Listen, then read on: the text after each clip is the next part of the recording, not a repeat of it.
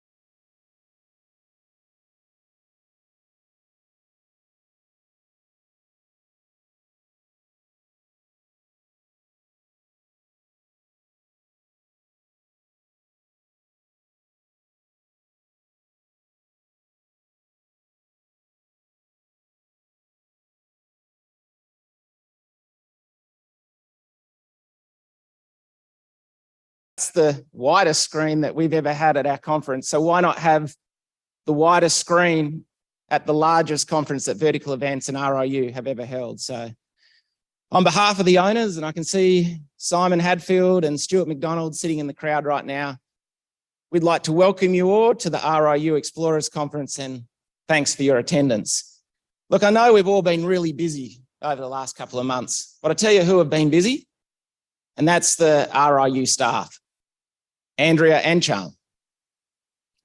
Yes, they've had to deal with the fact that we've got 90 presentations, we've got 120 plus exhibition booths, and near on 1,800 delegate registrations. So they've had some long nights, and some of you may be aware that Charm is my wife, and the kids were saying to me, and she just started with Vertical Events in August, and the kids were saying the other day, Dad, this is a really good job for Mum.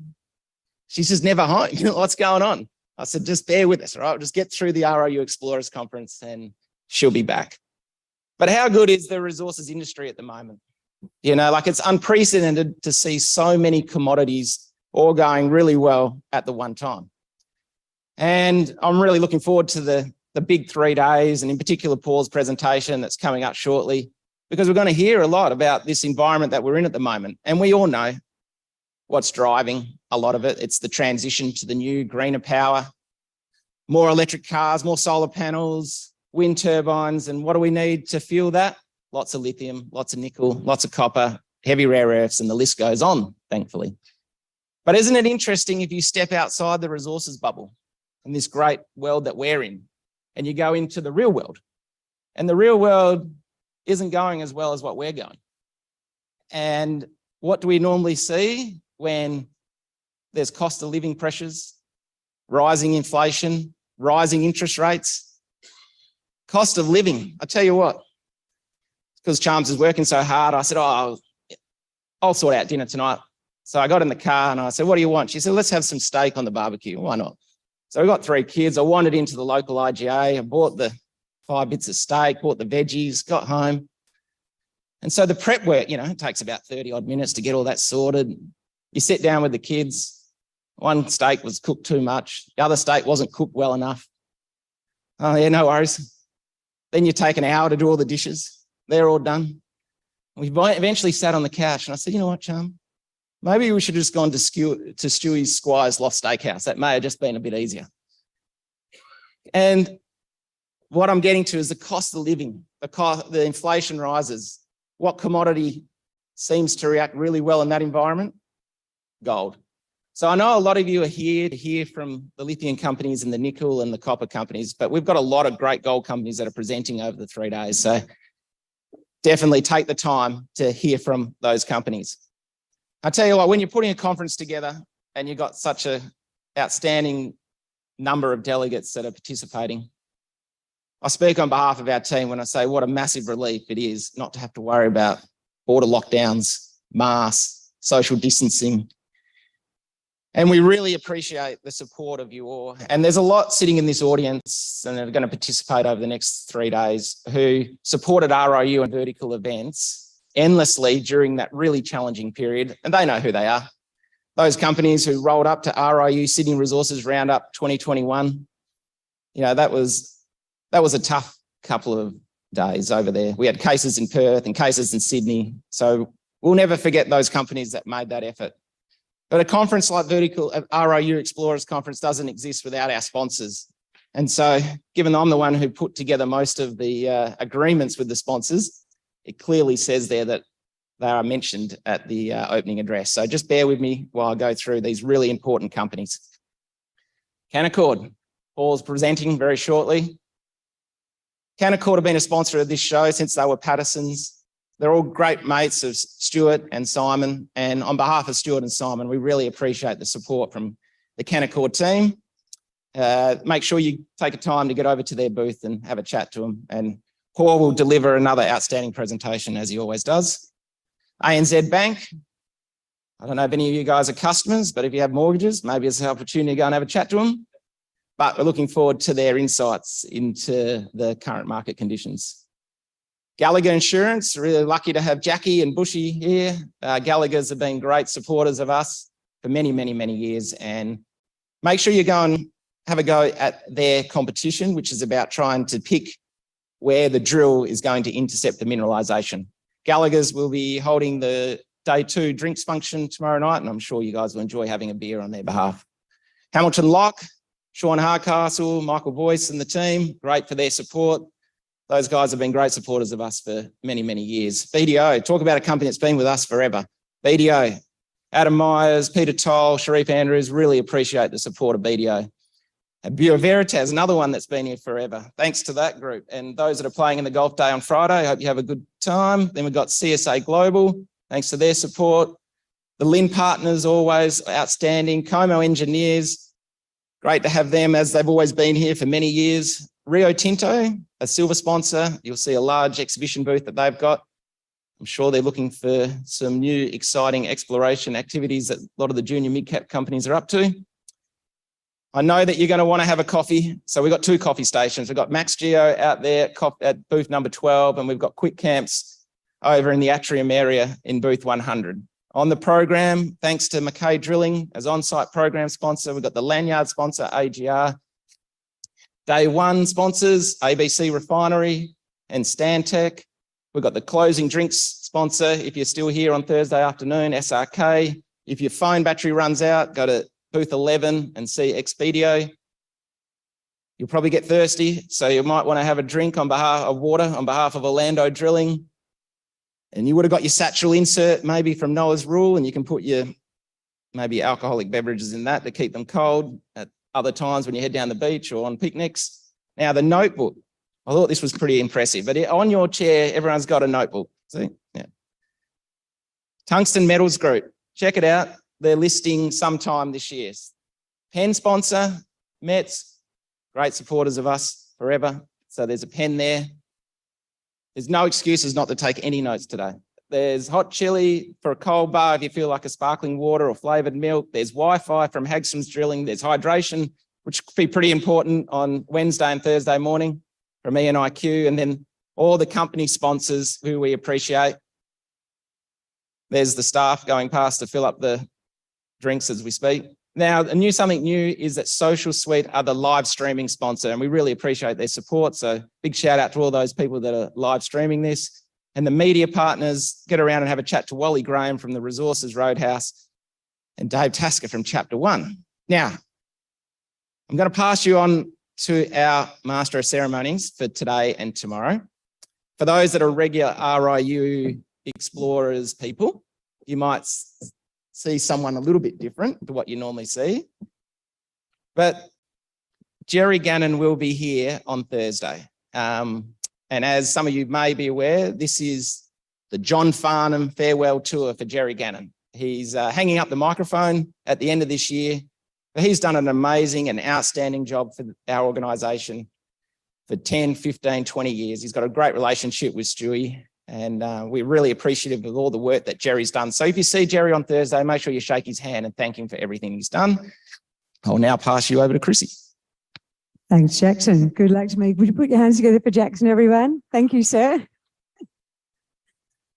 Yeah, I think what Jerry is doing is something that we can all hope to emulate, to take the insights that we get from the companies that we see presenting at Stewie's conferences, perhaps a little 10-bagger every now and then retire on our own terms. And as Jack said, he's coming here on Thursday to say hello and also goodbye. Although I do have it on a good authority that he's perhaps interested in a little electric Porsche that Global Lithium have out the front. Ronnie Mitchell, where are you? Is Ronnie in the room? Stick your hand up, Ron. Are you down there, are you? It parked at the back here as well. Was it easy to get a seat up there? I was interested that you've parked it out the front. You don't really trust us, do you, in the public car park? He's going to be there for the next 2 days. So if you'd like to have a look at it, you can go and have a chat with Ronnie. He might let you in to sit in it. We might ask you more at 3 o'clock when you're presenting for us then. Now, I have an admission to make to all of you. So my background, why am I here? I'm certainly not a geologist. I'm not an engineer. I'm not a market analyst. None of those things to do with mining. However, I was born in the heart of the goldfields. I was born in Kalgoorlie, and I grew up riding my bike around slime dumps. And it was sort of an era when the only tapping that we did as kids wasn't on screens. It was on the quartz rock out the back underneath the clothesline, looking for our fool's gold. And my brothers and I were the juniors of Collins Street. We were the explorers with a bit of skin in the game, looking for the next big find. And like our idols, Shay Flanagan and the wonderful Paddy Hannon, our last name was Morrissey as well, so we thought we might have a bit of luck there. We never did, but that's okay. We had a lot of fun trying, and we had a lot of really small pieces of rock under our back washing line. I grew up to be a journalist and a storyteller, and I'm really looking forward to the next 3 days of big stories from our presenting companies. And the great thing for those of us who are here in the room, of course, is that we get to listen to some insights firsthand, and then we're going to get to go and dig a little bit deeper over the next few days. And who knows, with a few glasses of Frio's finest ales under their belt, we may get a little bit more than is written in the program book. So can I just point out quickly to the books that you got on your way in here today, these little booklets here. On the back, there's actually a map of every presenter, all of our booths, etc. You will need that to navigate out the back. As Jaxon said, there are a lot of people here and you'll need that to find your way around. Also on page 4, and we've actually got it up here as well, this is our free Wi-Fi for the conference, so make sure that you jump onto that as well. And a big thanks to the team at Hagstrom for coming on board with that this year. Right, we need to launch into our 93 presentations, but before we do that, I've got a team of people up the front here and a very big award that we need to present. And that, of course, is the Craig Oliver Award, the award named after the man, the legend, who was certainly taken from us way, way, way too soon. But we intend to remember him as often and as many times as we can. And that's what this award is all about. So many of you in this room knew him personally. And you tell me he was a great, all-round great bloke. He was a really, really nice guy who just had this way of connecting with people through his sense of humour, be it in the boardroom or even down in the pit. He had a way of connecting and he was a great team player. So I suppose in the mining sense, he was a bit of a unicorn. He was an all-rounder. He was really good at exploration, mining, corporate, market results, environmental, community. He was also a great team player. And there are all attributes that our judges looked at when they were looking for that small to mid-cap Aussie miner that became a nominee and eventually our winner in 2023. Now, behind me, we've had our previous winners flashing up on the board for the last 12 years. I'm going to move my way over here and we are going to talk about our nominees for 2023, starting with Gold Road Resources, who are represented today by Andrew Tyrrell. Can you stick your hand up, Andrew, please, down the front here? So Gold Road Resources is a mid-tier Australian gold producer and explorer. They've got a tier 1 mine and exploration project in Western Australia's northeastern goldfields. Busy. Busy? Busy. All right, Hastings Technology Metals. Hastings Technology Metals is on the verge of becoming not only Australia's, but also the world's next producer of neodymium and praseodymium concentrate, which are essential ingredients in the manufacture of modern day technology products. And their flagship Yangibana project in WA contains one of the most highly valued NdPr deposits in the world. I'm so glad I didn't have to say any of them after drinks this evening, Stewie. A big welcome to Alwyn Vorster. Alwyn, can you stick your hand up, please? Where'd Alwyn enter? Oh, you're over there. You're not in the important seats down the front. Did you want to sit in the important seats? You're right down there. All right, welcome. Liontown Resources. Now, Liontown Resources is very, very busy. Exploration, partnerships, acquisitions, 2 major lithium deposits in WA. It recently commenced open pit mining operations at Kathleen Valley lithium project, which is expected to be the world's largest lithium mine, or one of the world's largest lithium mines.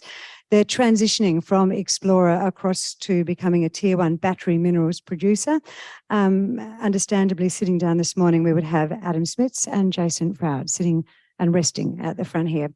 And finally, our 4th nominee for 2023 is the team at Oz Minerals.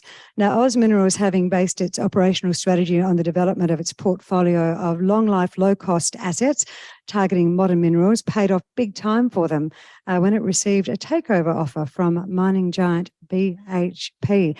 Now, should this scheme proceed, Oz Minerals shareholders would be on the receiving end of a very healthy return $28.25 per Oz Mineral share. Who has Oz Mineral shares in this room? Just 2 of you, 3 of you taking us out to drinks if this is successful. Fabulous. Okay. That will be coming your way, reflecting a lot of hard work done by one heck of a talented team, and represented here today by, believe it or not, I didn't get my representative. Who's representing me today? G'day. Jim McKinnon-Matthews. Jim McKinnon-Matthews, nice to meet you, sir. So they are our nominees for 2023. So Gold Resources, Hastings Technology Metals, Liontown Resources, Oz Minerals, 4 small to mid-cap Aussie mining companies who have impressed our judges this year, making the final decision very, very hard. And making that announcement is not going to be me today. Could you welcome up, please, one of Craig Oliver's greatest achievements. One, he has 3. This one is his oldest, his first, his original model. And then apparently they may have improved when they went to Hannah, who's sitting down there, and Sasha, she's not here, so we won't talk about her. But we've got Georgia coming up with us today, and she's going to recount a few memories of life with her dad, who apparently was a fantastic teacher of how to drive a manual car, amongst other things. So he's got a lot of patience, this gentleman. Georgia, welcome today. Where'd you end up? Behind me? Come on up on the stage. Would you make Georgia welcome everyone, please? Good. Oh, beautiful trophy. Good morning, everyone. I think, as you know now, I'm here on behalf of my family to present the 2023 Craig Oliver Award. In 2010, we lost my dad along with 10 others in a mining-related accident in the Congo. At the time, Dad was the financial director of Western Areas, but he had travelled to West Africa as a non-executive director of Sundance. I'm admitting that I'm turning 30 this year, and as I get older, it becomes increasingly apparent how young my dad actually was when he passed. He was 46. As a teenager, that felt really old, but you know, in my wise age of nearly 30, that actually feels quite young. I'm continuously impressed of how much he did achieve in his life, and this award is an incredibly special piece of his legacy that we really do appreciate. I'd like to thank Stu McFarlane for his ongoing support facilitating this award and all of the sponsors. This award is presented to an Australian mining company who reflects the person my dad was as an all-rounder who's passionate, and it's for a company who has excelled in exploration, mining, corporate market results, and results within the environmental space and the community over the past 12 months. So it's my honour to announce the 2023 recipient of the Craig Oliver Award, Oz Minerals.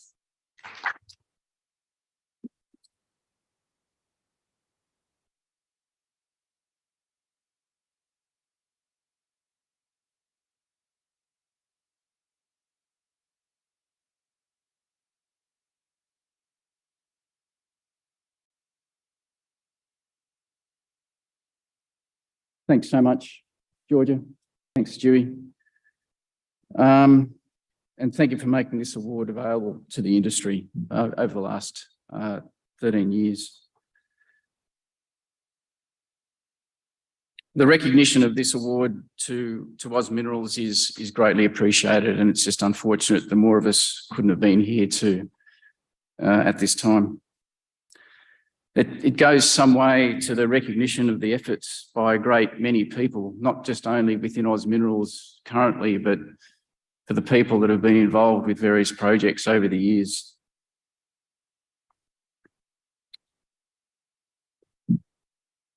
Over the last 8 or so years, the Oz Minerals has worked very hard to create value for all of our stakeholders, not only the shareholders. There's been a real focus on employees, government, communities, suppliers, customers, and of course the shareholders. So it's a fully integrated business model. And what we do is not the most important things, it's how we do things. And I think that's what Oz Minerals really strives for. So I was asked to keep this fairly brief. So brief it is. So thank you very much. Thank you very much to RIU. And again, thanks very much to Craig's family for allowing this award.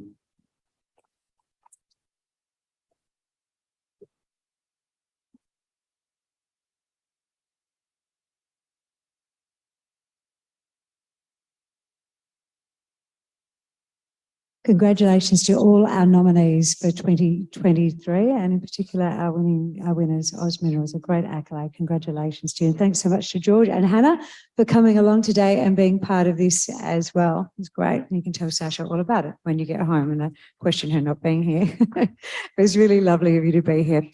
Right, team, we need to get down to the business of this conference. 1,800 of us are registered. For those of you who are playing along at home, a big thank you to Social Suite. As Jaxon mentioned, this is our first year with a sponsor for our online streaming.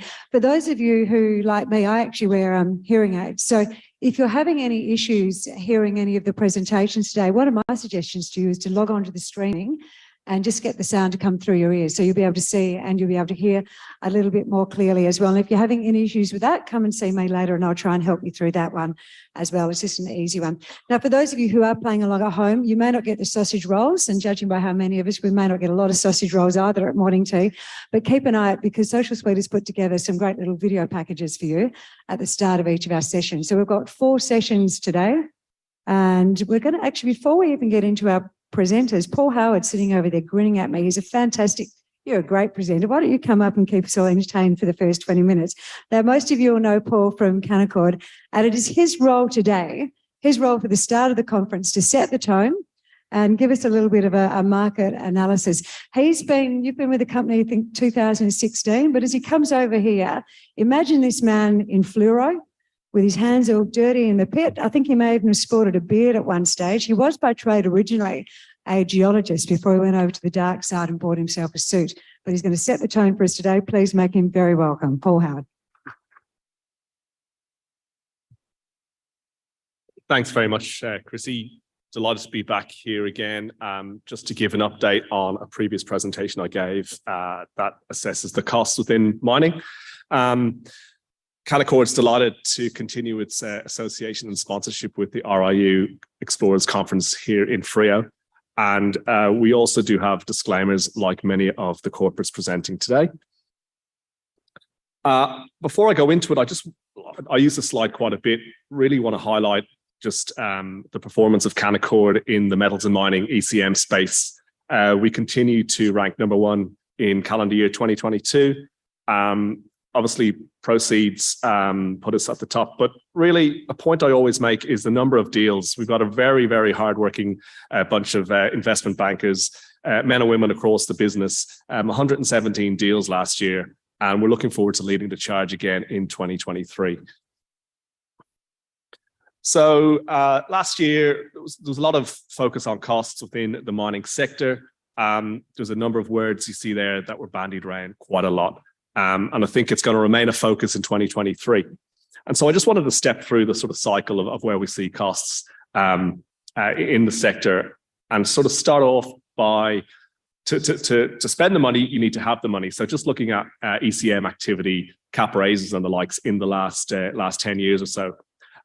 Typically explorers, as we have here at the conference over the next few days, don't take on debt. Some might have con notes, but a lot of them will get their equity through the cash through equity raises. In the last 10 years or so, there's been over 3,500 deals on the ASX, raising $54 billion from different brokers and bankers over the last 10 years. The number of deals are growing. You'll see in resources companies, this is growing. There's more frequent cap raises, perhaps exploration costs are rising, and that's why there's greater need for capital. We've already got off to a pretty good start in 2023, a little black bar on the right-hand side. If I annualize that, looks like 2023 is going to be a pretty good year, perhaps not up to the level of 2021, which is a bumper year. We'll get to that a little bit later in the presentation. The average deal size, 16 million, and that's increased over time. That's that little green line down the bottom. And I think perhaps it reflects more diverse geographies and generally rising costs in exploration. And what's driving this? A number of things. Companies need to raise money out of necessity. Market conditions will prevail as well. It sort of reflects the timing of this, and also commodity cycles are factored in there. Really, the main point to try to make with this is those charts on the right-hand side are commodity prices and gold and a number of indices. And I was trying to see, was there a particular one that led the reason why we saw increase and decrease in raises? And the answer is no. It seems to be a combination of all these three. Post-COVID in 2021, perhaps companies were holding back raising money, weren't sure of the faith. And then obviously in 2021, things looked to be back to normal, and there was a lot of activity in that space. Similarly, 2018, gold price started to move, and there's a bit more activity from 2018 onwards. And then similar trend in IPOs. And there's been over 1,000 IPOs on the ASX since 2010. And of that, 436, so that's 41%, have been in the resources space. So the resources are the dark blue bars here. Again, similarly, COVID seemed to stall things in 2019, 2020. But we are seeing an increase in IPOs, and perhaps that's reflecting a general demerger in the industry. Less large mining houses, perhaps. WMC, BHP divested South32. We are seeing a little bit of M&A in gold right now. But I think in general, you could have a gold explorer that has lithium assets, and they're going to spin them out. So we're seeing a little bit more action in the IPO space generally over time. And that also correlates with the commodity prices. So I've got a number of commodities and gold here, and you see, 2013, 14, 15, sort of not many resources IPOs. Things started to pick up in 2016, perhaps lithium 1.0, perhaps. But also you'll see in 2021 a big rise, and also commodity prices. So but I think that's really boils down to market conditions that are prevailing here. And so our IPO performances, I showed this slide last year of the 2021 IPO performance. So of the 107 IPOs, over 12 months post-listing, you've got to make 34% on these IPOs. Probably skewed to the right there with those being in negative territory. So probably highlights the reason you might want to have a diverse portfolio, and actually, rather than just sticking money in a couple of stocks, you want to have a spread across the board. And then interesting, 36% of those IPOs in 21 were in gold. And I want to highlight 10% in this instance, 10% in 21 were in lithium. And just remember that number for a couple of minutes. And then just generally, I'm not trying to highlight the companies themselves, but more the subsector within the resources where they are. Distinct green color to the left, which are lithium and other EV related IPOs, so have performed strongly over the 12 months post IPO in 21. And unfortunately, perhaps the gold price is reflecting underperformance in those gold IPOs to the right. And again, that's not actually the theme we saw last year. And this is 2022, so a lot less IPOs. Thankfully, on average, 6% up in the 12 months post IPO. So, still a reasonably good performance. 20% of these are gold. It was 36% in the previous year. And lithiums have doubled to 20% from 10% previously. So we're seeing a variation, I suppose, in the subsector that these IPOs are in. And then just to color to highlight that, I think it's more of a broad spread, actually, if I'm honest. I actually thought we'd see, again, more green to the left, reflecting the EV type IPOs, but I think it's a general spread across the board there. Okay, so a company has IPO'd or it's raised capital, it's got its funds. Now it's time for exploration spend. Again, a slide I like to use quite a lot because I think it's quite telling. Hopefully you can see it okay. It's a bit of detail on that. But essentially, the exploration spend, which are the bars here based on different jurisdictions around the world, exploration spend correlates with the commodity price, or at least it used to do that. If you see gold in the top left, very good correlation till about 2020. And then there's this gap appears. You see a similar gap, perhaps in nickel, a similar gap in copper in the more recent years. You don't see that gap in lithium. So I used to think that gap was M&A. That instead of spending money in the ground, a gold company perhaps is spending that money on M&A, and that's why we're seeing the gap.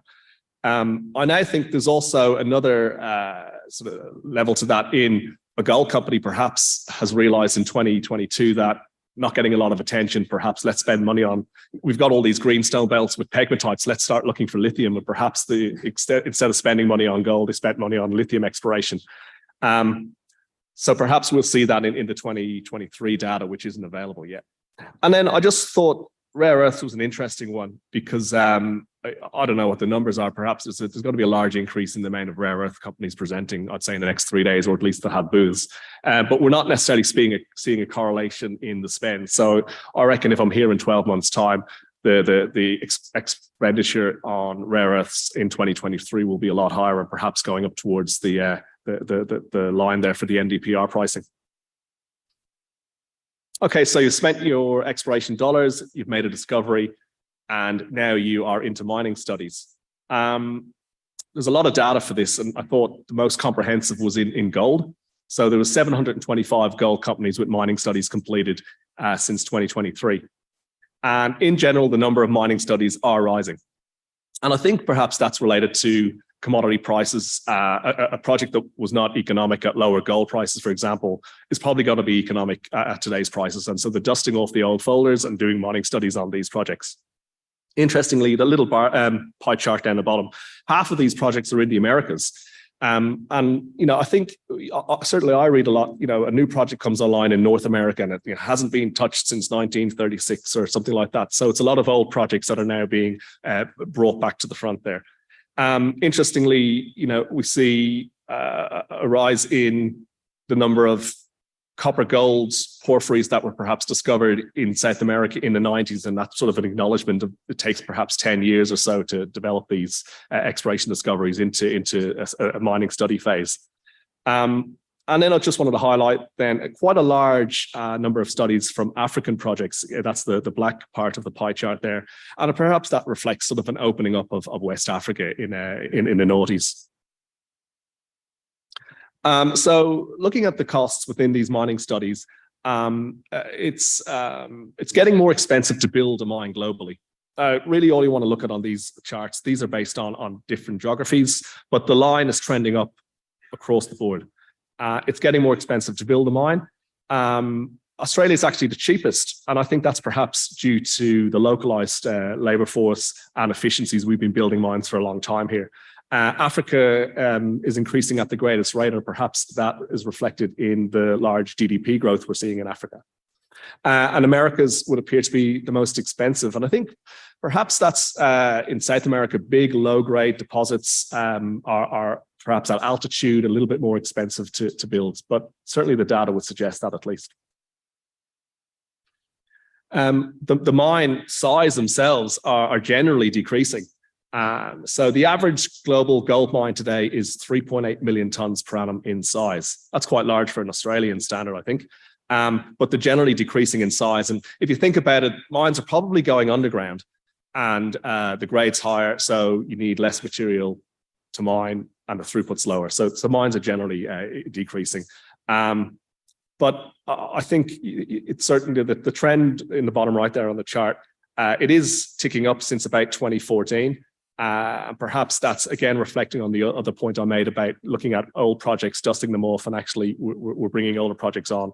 And so there's perhaps, you know, there's a bit of a, I suppose, the counteract. I'm saying that mines are actually getting smaller, but the data since 2014 would suggest that some of them are at least getting bigger, but it's also tracking the gold price. So there's certainly a correlation in some way there.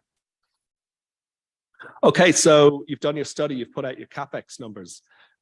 Generally, from a PFS through to a DFS, CapEx costs are increasing by 9%. So there's 133 companies in the database I have that have put out both a PFS and a DFS. And it's average overspend, or not overspend, but cost creep from one study to another is 9%. Australia being the highest, 24% in Australia. But in general, we do see this. And you know, anecdotally, I suppose, as an analyst, we sort of go, you know what, we generally do see this happen across the board, and we've seen some quite recently announced as well. And then actually, when it comes to building your mine, you're overspending by about 12%. And again, you know, that's something that us analysts tend to have that view. And it was nice to sort of do the work and actually see, you know, that view is actually underpinned by some hard data. Median overspend is 12%. only 28 companies that I had the data for. So perhaps not a statistical population, but we'll build this out over time and see if it holds true. But interestingly, Australia, Americas, and rest of the world is 19%. So let's call it 20% overspend. Yet Africa, -3. So Africa's actually coming in under budget. Not quite sure why. Perhaps there's maybe a bit of fat built in initially when setting out these projects, and there's maybe some crack teams of mine builders in West Africa. There's one I can think of actually that comes to mind, and perhaps that's why we're seeing these costs come under budget for builds in Africa. So don't despair if you're building a project and you're going over budget. Everyone else would appear to be as well. And then just finally, you built your mine, you're operating, and we're looking at all-in sustaining costs. Perhaps all-in sustaining isn't the best way to look at costs, because there's a lot of corporate overheads or whatever that sit outside of all-in sustaining.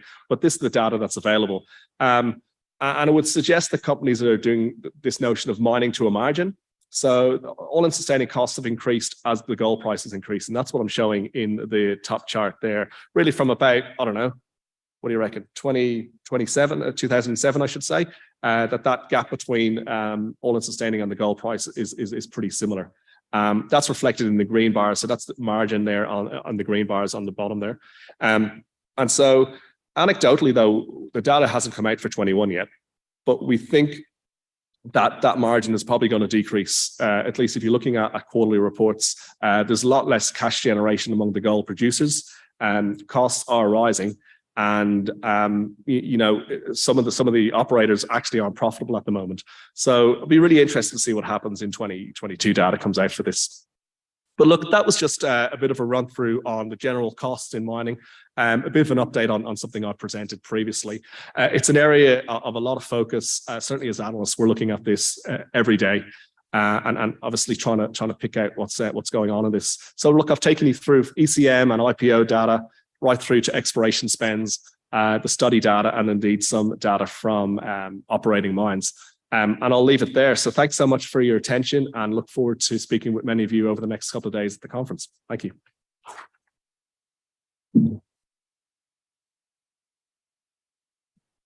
Well, Howard, thank you very much. And you are well within the rules of engagement, which I'm about to outline to everyone. For those of you who've just come in, or there's a couple of you leaving, going back to your booths, understandable, that's fine. There are our staff are going out to their booths. But if you come in during the day and you can't find spots to sit, our reserve signs down the front are about to disappear for our nominees. And there's also space down here on the other side as well. So come in and make yourself comfortable and move around. Right, rules of engagement for our presenters today. So we've got 4 sessions. Our first 3 sessions, our presentations are 15 minutes in length. So at the 13-minute line, you will hear me ring my bell. With 1 minute to go, I will stand up and look at you meaningfully. And then as you get closer and closer to the 0, I'll start to walk across the stage to you. Now, the only thing that will stop me standing right next to you is the fact that I'm not allowed to be in the feed that we're sending to the ASX, but I will glare at you menacingly from the side and potentially put my little heel into you. So we need to be finished in that 15 minutes. And Jerry said, that's my job, is to keep you in time and make sure you go through. So I will be a little bit brutal on the sideline for any of our presenters today. So we've got... the majority of our presenters today are old hands at this. We do have a couple of virgins on board, but our first one is certainly in the former. Can I ask the wonderful Andrew Pumphrey, founder and CEO of OzAurum Resources, to come and join us? He's right up the front as well. So Andrew is actually, he comes from a family of geologists. His wife is a geologist. His son is training to be a geologist. And I asked him when he came in today, I said, did your son get some part-time work, perhaps as a geo's assistant over the summer holidays? He said, no, he went drilling in Kalgoorlie. Now, cop this one. How much was your son making an hour? $57 an hour, which is a lot for a 20-year-old. And he's 18. Yeah, he just loves it. Yeah, they had to wait for him to get off P-plate so he could drive the special bit of equipment. But if you've got kids that are looking for a holiday job, that would be the place to go. And if you're looking for things to invest in, we'll be listening to Andrew with interest right now. So we're talking OzAurum Resources, who are continuing to accelerate the development of their advanced Mulgabi North Gold Project, which is located in the Eastern Goldfields in Western Australia. Would you please make him very welcome as our first presenter for RIU 2023. Thanks very much, Chrissy, and the organisers of this great conference for an opportunity to present today. OzAurum is a gold-only story. So we're an IPO that started 2 years ago. We raised $12 million based on 2 gold projects in the Eastern Goldfields, Mulgabee North and Patricia. They've been long-held projects by myself. We've been working out that area for a long time. They're quite advanced. And basically, Mulgabee North is adjacent to Carosue Dam, Northern Star. It's a 3.2 million tonne per annum mill there. And I guess in the last 2 years, we've done a lot of drilling. We've done over 94,000 metres of drilling. When I said that publicly, sort of at the IPO time, everyone laughed at me a bit. And I thought, well, we've got to have an aim. And that drilling has really set us up for success. And that's what I'll talk a little bit later about, is what that drilling has provided us with.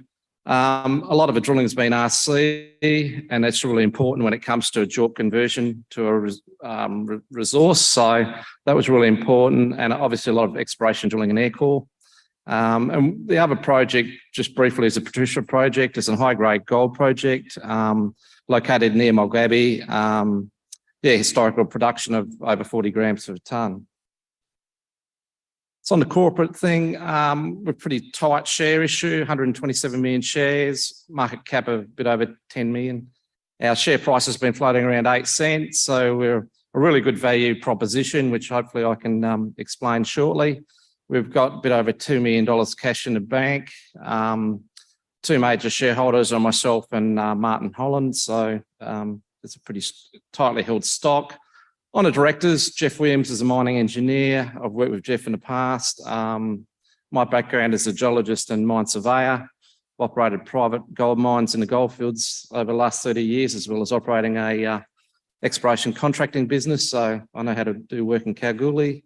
And we've got Andy Tudor, who's a geologist, and obviously managing director of Nexus Minerals, and they're out in our neck of the woods also. And then we've got Stephen Hewitt Dunn.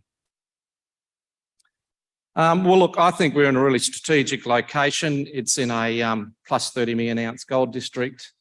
Obviously, there's 2 major structures in that area. There's the Keith Kilkenny Fault and the Mount Celia tectonic zone.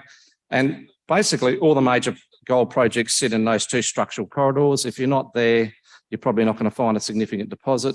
I guess, you know, we're right next door to Carosue Dam, which is always handy, come to getting a reserve out. We're very close to Kalgoorlie, obviously, and I think it's a huge advantage. I mean, Kalgoorlie is the gold mining capital of Kalgoorlie, as far as I'm concerned. It's a really easy place to do business. We've worked there for a long time. We understand all the suppliers, and it's just a great place to be working out of. We've got sort of long-standing, basically, relationships with all our existing stakeholders. I spend a fair bit of time in the field, so I'm fairly hands-on. So I'm out there talking to Pinjin Station, which we're located on that pastoral lease, with Leo and Lawrence Thomas. They're its Aboriginal-owned station. So I'm really big on stakeholder relationships. I could have made a whole slide about this, but I haven't. I just think if you're working in an area, you've got to work with everyone and take everyone along for the journey. And also with our traditional elders are led by Aubrey Lynch. He's a very well-known Aboriginal elder in the Goldfields area. Just going on about Mulgabee North project. Look, I think it's a fantastic project. It's 100% owned by us. There's no royalties on it. We only have to pay state government royalty. We've got the main structure there is a relief shear that extends for about 8 kilometres through our project area. Basically, we're sitting in a basin. So the rocks here, where Carosue Dam is, where's my corner going to? Yeah, sorry. Carosue Dam sits on the western side of the basin, and we're on the eastern side of the basin. So it's pretty simple stuff. Carosue Dam, there's over 3.5 million ounces of gold over that side. We're exploring on the eastern side. The rocks are identical. The only thing we lack is the intrusive rocks that they see there, but we think there's a significant potential to make a big discovery on our side of the fence. It's basically been underexplored. I pegged the ground 30 years ago and held it privately. So it was a Freeport McMoran discovery in the late 80s, under 20 or 30 metres of cover. And we've done some drilling on it during that time, but obviously you're always restricted what you can do privately. So it was a great opportunity to bring this project to the public forum where we could raise some money and actually really give it the attention it deserves. And obviously our mineralisation is open at depth and along strike. And we think it's got the potential for a major. Moving on, look, we've obviously done a lot of RC drilling, over 36,000 metres drilled and diamond drilling. We've got some great results there. We've really been focused on these main core areas. Obviously, there's a lot of potential in here. We've got some results in here already that we will be following up. So there's about a kilometre gap between what we call a James prospect and the Band prospect. And look, that's still wide open at the moment. We made a new discovery last year in what we call the DMAG zone. And basically that was just an area where there was a mag low there and a cross-cutting structure, and we started drilling there. We obviously got some good air core Super G numbers there. We followed it up with RC, and first hole we drilled there, we came at 56 metres at 1.3. So they're sort of good numbers to start with, and we've been following that ever since. We've got some other areas in this western gold mineralisation with some good numbers also. But pretty well the whole area along the relief shear, we've been getting what we think are potentially economic intercepts. So yeah, it's been an exciting, get this thing to change, been an exciting sort of journey drilling, doing all that drilling. So, I mean, I'm driven to add shareholder value. So we've announced that we'll be putting out a resource this year. We've put it back by a quarter. Basically, we've been doing some heap leach test work, and the initial side of test work of that's come back with over 80% recoveries, up to 88.9, which that's stunning for heap leach test work. I mean, it's in an intermittent bottle roll. Obviously, this is early side of test work, but all I can say is that our ore mineralogy is perfectly suited for heap leaching. We've done a lot of petrology on the mineralisation. We know that the gold is fine gold. It sits alongside with coarse pyrite. So we're very confident that the scaled up test work that we've started already is going to sort of replicate those sort of results. And obviously this is not the first bottle roll I've done on project because I've held the thing privately. I've been doing some of this test work in the background for a long time also. So I've always been confident that we'll be able to heap leach it. Our stoping study has started. It's led by Jeremy Peters. He's ex-Snowden. He's got a really good reputation around the place. And we'll be using a team of goldfield specialists, mining engineers, geotech guys, and metallurgy guys. And they're people that I've worked with. Previous life was a registered manager. We basically got 4 open pit gold operations started. So I've sort of done all this before. There's nothing new about it. I know the right people to use, and the right mining contractors. Just on the heap leach really quickly, it's low capex.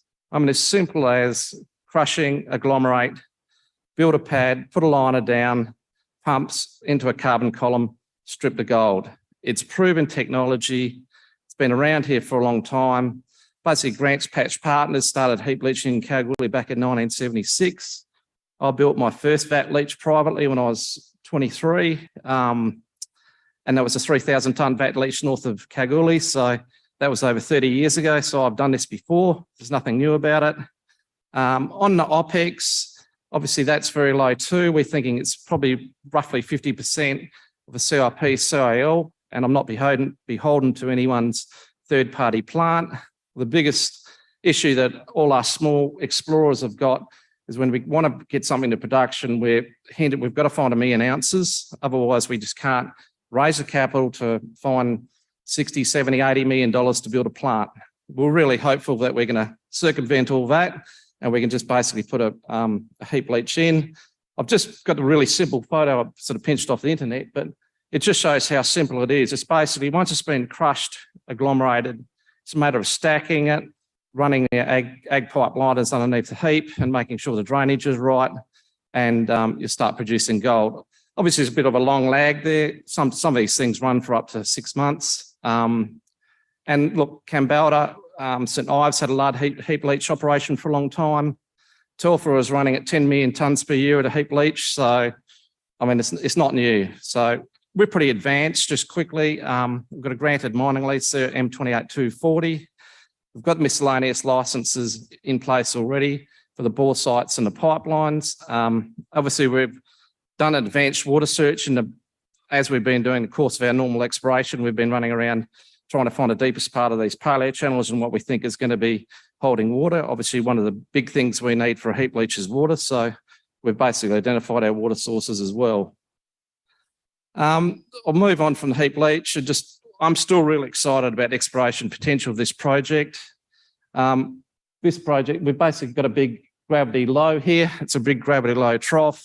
Our friends across the other side of the fence at Northern Star and Saracen would always talk about the corridor of riches, and that's where all those Northern Star mines sit: Worland, Dervish, Carasue Dam, Karari. There's a whole stack of them sit in this gravity low trough, and that's a really key geophysical signature. And the gravity low trough tells us we're in low density rocks, and that's caused by alteration from big hydrothermal systems. So I'm confident that as we do more work on this project, we're going to find a lot more gold there. We've got the right geophysical signature as far as a gravity low. We're obviously looking for cross-cutting faults. All these things are cross-cutting faults. I've worked on these things for over 30 years. If there's not a cross-cutting fault somewhere, there's no reason for the gold to drop out. So it's all pretty simple stuff. Also, I like the fact that we've got some cover there, because that's obviously prevented anyone else from finding gold mineralisation there previously, especially old timers. And just quickly, I guess I've talked about our rocks. I mean, we are in that Carasue Dam stratigraphy. My wife's a petrologist, and she's obviously done consulting work for most of the companies in the gold field, so we understand these gold systems well, as long as we've Scott Halley, who's a geochemical expert, and we get our structural guys in to help us too. I'm a big believer of really good technical geology is how you're going to make a discovery, and we're really focused on doing everything properly as we go through this process. A few key features here, just of where some of these big gold deposits find. Really quickly, you've got to have this spatial association with one of these unconformities. We see that at the Gold Mile, we see it at Canada Bell, we see it in Invincible, and we see it at Mulgabby North. It's not everywhere. There's not all gold deposits can say they're sitting on this particular unconformity. And that's really important, because being on this unconformity shows that you're in a long-lived gold system. And we can see we've got multiple phases of mineralisation have been involved in the rocks at Mulgabby North. There's about 5 different phases of mineralisation in the core that we're seeing. So that gives us a lot of confidence that these rocks have been well and truly done over. Looks like we're winding up. Just really quickly, the air core, we've done almost 50,000 metres. We've obviously outlined this big gold anomaly that goes for about 4.2 Ks. We've got some fantastic results there, and we've been basically drilling along that for the last probably 2 years, and that's providing targets for our RC drilling. Just get this clicker to move. Just what are we doing going forward this year? Heap leach scoping study is getting our main focus. We're going to get our mineral resource out. So obviously it's got to be built for heap leach numbers, which means our cutoff grades change a bit for what we'd normally use in the CIP, which we've already done. So now we've had to redo it. That's all right. We'll learn a bit more as we go. Obviously got these structural targets, so we're going to be testing. So we're going to be a pretty active year. Just really quickly, former life was a drilling contractor, so we've got my diamond rig on site. There's over $1 million worth of gear out there that I'm giving to the company for nothing. So basically, we're doing drilling for 50% cost of anyone else. So we'll probably save the company about $500,000 so far. So and it's given us the flexibility of having a rig when we need it. So we're winding up. So thanks very much for the opportunity to present the OzAurum story.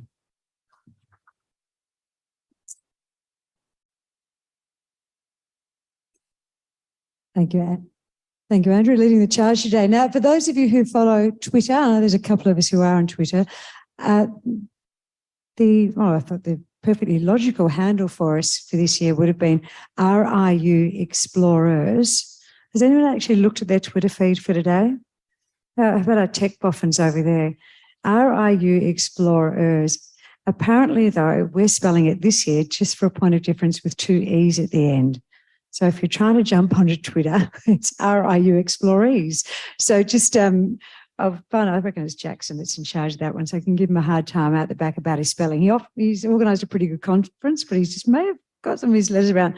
And I say about Twitter because if you are a Twitter person, you may have seen a bit of argy-bargy last week in relation to our next presenters up on stage. In fact, if you're looking at the Share Cafe, our next company was on Friday, and with 4 minutes to go for them to be on air and presenting, the ASX rang them up and said, you know what, all those figures that you got on page 17, get rid of them. And they're about to go into a live presentation. So someone's had to go through, get rid of them. They were actually the forecast figures, the revenue forecast for 23 and 24. So pretty important to the presentation. And it's caused the young man down the front here who goes by the name of Dougal Elder, mild-mannered accountant, fellow from Queensland, to tear a few more of his luscious locks out of his head. He wasn't very impressed. He's worked it all out now, though, and he's here today with a presentation on behalf of Sayona Mining and the North American lithium operation, which is in Canada. Would you please make him welcome? Thank you very much for that warm welcome. It's great to be back at conferences in person, and thank you very much for hosting us. My name's Dougal Elder, a finance manager at Sayona Mining, based at our head office in Brisbane, and I look forward to sharing with you some exciting news we have for Sayona in 2023.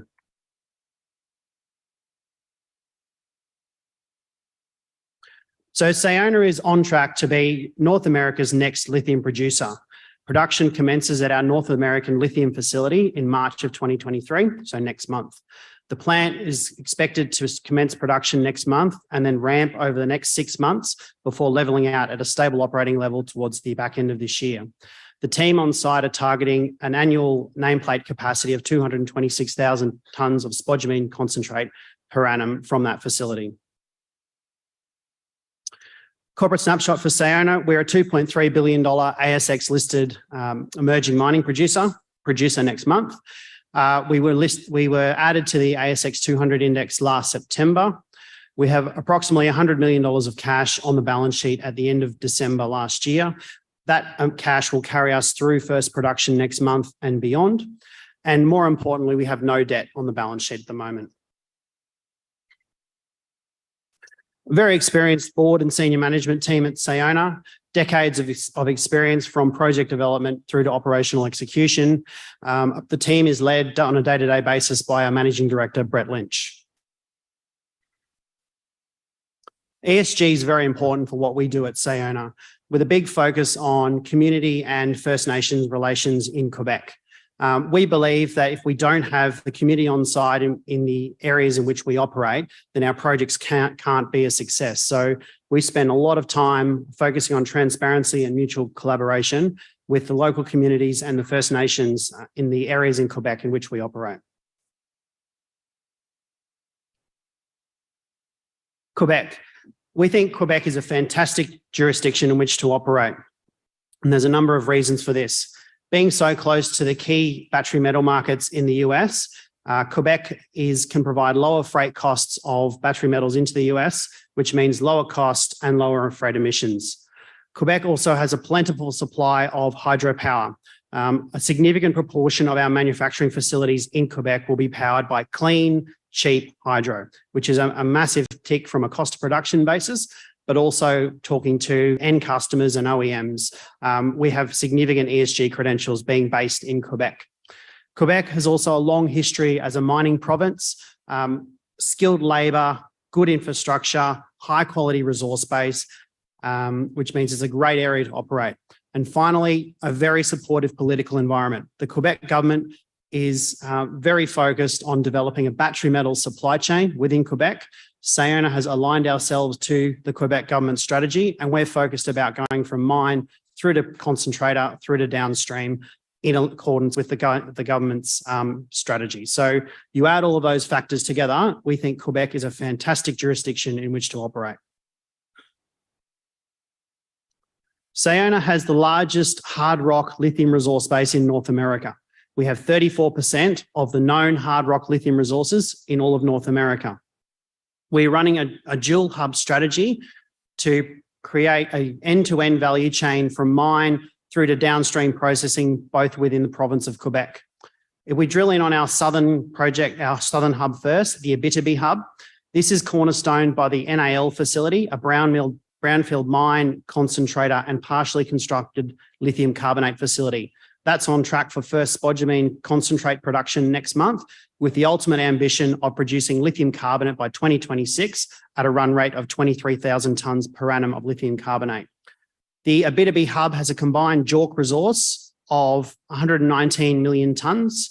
The number on screen is the Canadian NI 43101, which is a measured and indicated equivalent to the JORC of 119 million tonnes. In the north of Quebec, we have the exciting Northern Hub, which is cornerstoned by the exciting Mobiland project. It's currently a foreign resource estimate of 12 million tonnes, but we have the ambition to grow that in excess of 60 million tonnes. We have over 33,000 metres of diamond core drilling completed to the end of October last year, with more completed since then. And we look forward to assays coming back from that drilling to get us closer to our ambition of growing that resource in excess of 60 million tonnes. In the Northern Hub, we have downstream ambitions as well, with a target of 100,000 tonnes of lithium hydroxide by 2030 being fed by that greater than 60 million tonne resource. NAL. So NAL is a joint venture owned by Sayona Mining, a 75% interest, and our partners Piedmont Lithium, a 25% interest. The joint venture is on track for first production next month, and more importantly, first revenue and first cash flow to the JV in July of this year. If we can get NAL into carbonate production by 2026, NAL would become the first and only integrated operation in North America, from mining through to on-site processing and then downstream conversion for supply into the US market.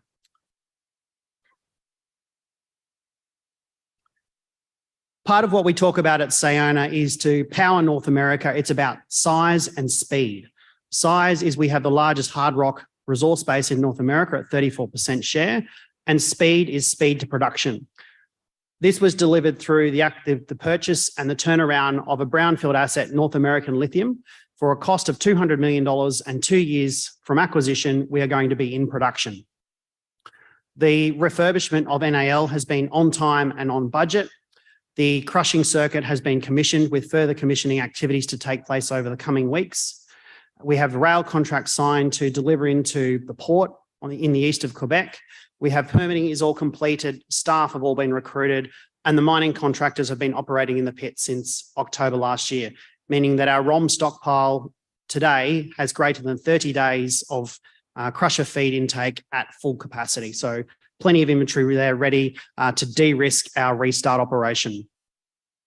And all of this culminates in our projected production tonnage for the end of this year, for the 6-month period to ending 31st of December, of between 85,000 tonnes and 115,000 tonnes of spodumene concentrate produced by NAL in that 6-month period. So as we can see here, the blue line is the ramp period. So first production commencing in March of this year. The plant will then ramp progressively over the next 6 months before levelling out towards the end of the year and targeting that nameplate capacity of 226,000 tonnes of spodumene concentrate. This then delivers our shipments. We're expecting 2 shipments per quarter of 30,000 tonnes per shipment, totaling 120,000 tonnes of spodumene concentrate to be shipped to customers in the first half of FY24. So our revenue position, NAL joint venture has 2 channels to market. We have an existing offtake with Piedmont Lithium for 113,000 tonnes, or 50%, whichever is greater. So if we hit the targeted nameplate of 226, then Piedmont will get half, and the other half will go to other customers at a much higher spodumene concentrate price. The offtake commences in July of 2023 and runs for the life of the facility, or until the NAL facility is producing lithium carbonate. at which point all of NAL's spodumene concentrate will be preferentially delivered for the requirements of the carbonate facility. Importantly, each shipment is going to be shared between customers. So each 30,000 tonne shipment will be shared between Piedmont at the offtake price of $900 and other customers at a much higher price. If you do some back of the envelope maths at a spot price of 4,000 US a tonne, each shipment should bring in around Canadian $80 to $85 million per shipment for the benefit of the joint venture. So the NAL joint venture is quickly going to be generating good cash flow for the benefit of the joint venture. We have news flow around additional offtakes pending for the other half of the production that will be coming over the next couple of months. And producing at nameplate capacity will maximise revenue for the joint venture and ultimately for Sayona. Part of our size theme is around growth of resource base. In the NAL, in the B2B hub, we're doing this through, we acquired some claims from Jordan Resources, which is neighbouring to the NAL claims last year. And we also have the right to earn into an additional 28 claims. We're aggressively exploring that over the next 2 years to take up that 51% interest. And that's all about delineating a resource to provide more ore feed for the NAL concentrator to increase the life of facility. We have a lithium carbonate PFS due in April 2023 of this year, with ultimate production aims to be producing carbonate from that facility by 2026. So timelines, first spodumene concentrate production next month, ramp up period towards the end of this year, and then targeting that lithium carbonate production from NAL by 2026, the first in North America. Moving on to our Northern Hub, the Moberland project, very exciting prospect. It sits in the James Bay region with a number of world-class assets. We've completed over 33,000 metres of drilling, diamond core drilling to the end of October, with more done since then. We've got an ambition to grow that resource in excess of 60 million tonnes to ultimately feed our ambition of 100,000 tonnes of hydroxide by 2030 from that project. That project is owned by 60% for Sayona and 40% by the Quebec government. So we're partnered with the Quebec government in both our B2B hub and our Northern Hub. We have a PFS due out for Moberland in May of this year for a mine and concentrator, and a DFS due in October. So again, lots of news flow for both the B2B hub and the Northern Hub. The expansion of the Northern Hub, we purchased over 1,000 square kilometres of unexplored claims late last year from Troilus Gold Corporation. This provides good opportunity for additional exploration to occur to the northeast and also to the southeast, around 20 kilometres along strike to the northeast. So great opportunity to broaden our resource base in the north to feed our downstream chemical ambitions. Timelines for the Northern Hub, targeting first production of spodumene concentrate by H2 of 2027, so June of 2027, with our goal of hitting that 100,000 tonnes of lithium hydroxide production by 2030. So what does this all mean? Powering North America is about size, speed, and downstream. And you wrap that all up in the leading ESG centre of Quebec, and we think we're onto a winning combination. We have a footprint in Quebec of over 200,000 hectares. We have a JORC resource in the south of 119 million tonnes. We have a targeted resource of 60 million tonnes in the north. So if we hit that target, we'll be looking at over 180 million tonnes of resource in Quebec. This translates to production at NAL of between 85,000 tonnes and 115,000 tonnes for the first 6 months of FY24, targeting that 226 nameplate from NAL. So what does this mean for investors? Lots of exciting news to come this year, and we believe this year is going to be a transformational year for Sayona, particularly once we hit that first milestone of being the next producer in North America. We have the NAL restart to look forward to next month. We have news flow around additional offtake agreements, first spodumene shipment and first revenue to the joint venture in July. We have feasibility studies for NAL's partially constructed carbonate plant. So we've got a head start there in terms of versus a greenfield asset. That carbonate will come back, that carbonate PFS will come back in April. We have the exercise of our earning option with the Valley joint venture, which is more resource, more tons for NAL.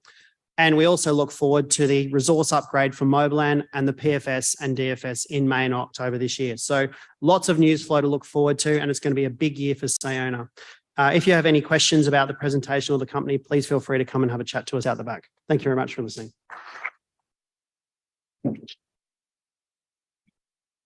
I missed slide 17 with the facts and figures back in. Were they there? Can we get them from you outside? Rightio. Now, giving us an insight into International Graphite's plans to develop the Springdale Graphite Project, which is in the south of WA, and also their battery anode production capability in Collie. Would you welcome to the lectern, please, newly anointed MD and CEO. This is Andrew Worland. He does newly is perhaps a term. He's got more than 30 years experience in similar roles, and he's done quite well in all of those. But he's here today in this particular role. He's been with International Graphite since 2019 in a capacity as a director, but would you please make him welcome to present to us today? Thank you. Thanks, Chrissy. And thanks for RIU for having International Graphite present. This is a fantastic Western Australian story that I know we're all highly motivated at International Graphite to deliver for our shareholders and stakeholders. We will be making some forward-looking statements in this presentation, so please note the disclaimer, and we acknowledge the country on which we work down at Springdale at Collie. So as I said, our vision is at International Graphite is to become Western Australia's first fully integrated mine-to-market producer of graphite battery anode material. Our graphite project is located 30 kilometres south of Ravensthorpe Nickel Mine, just near Hopeton in the state's south. And our downstream processing facilities we aim to build in Collie. And we've already established in Collie our pilot plants, micronising and spheridising facilities, and a purification plant that we were thrilled to have the Premier of Western Australia open for us on the 25th of November last year. Just briefly on the capital structure, we were listed in April of 2022. We have 165 million shares in issue. Our market cap as of Friday's close of business was $40 million. Our major shareholder is Comet Resources, who we acquired the Springdale project from. The board and management own roughly 41% of the fully diluted capital of the company, and roughly 50% of the company's stock is escrowed until April of next calendar year. So the evolution of IG6, we've come at the graphite industry probably from a different angle for many of our peers, where we haven't come at it as a mine owner looking to work out how we get our mine product to market. The evolution of the company is based on its founding directors, David Pass and Phil Hurst, who are some of the states and maybe the country's best metallurgists and process design engineers. Many of you at this conference would know them and have used them on your graphite projects in Africa and in Australia. They saw the need to take graphite concentrates downstream to really capture the full value chain that the battery anode material had to offer. And so for 4 years, we've been working on due diligence and process flow sheets that ideally were designed for, I guess, a tolling business that would be created to treat global mined concentrates. With the introduction of the Springdale Graphite project to us, which we believe was suitable to battery anode material, we merged those two assets together and created International Graphite, and that was the basis for our listing back in April of last year. So therefore, we do have a very technically focused team. Most of the people in that slide are metallurgists, process design engineers, project managers or chemists, and that is particularly important as we progress our battery anode material studies. So this is probably maybe the most important slide of our deck that we put up when we present. It's the value chain for graphite.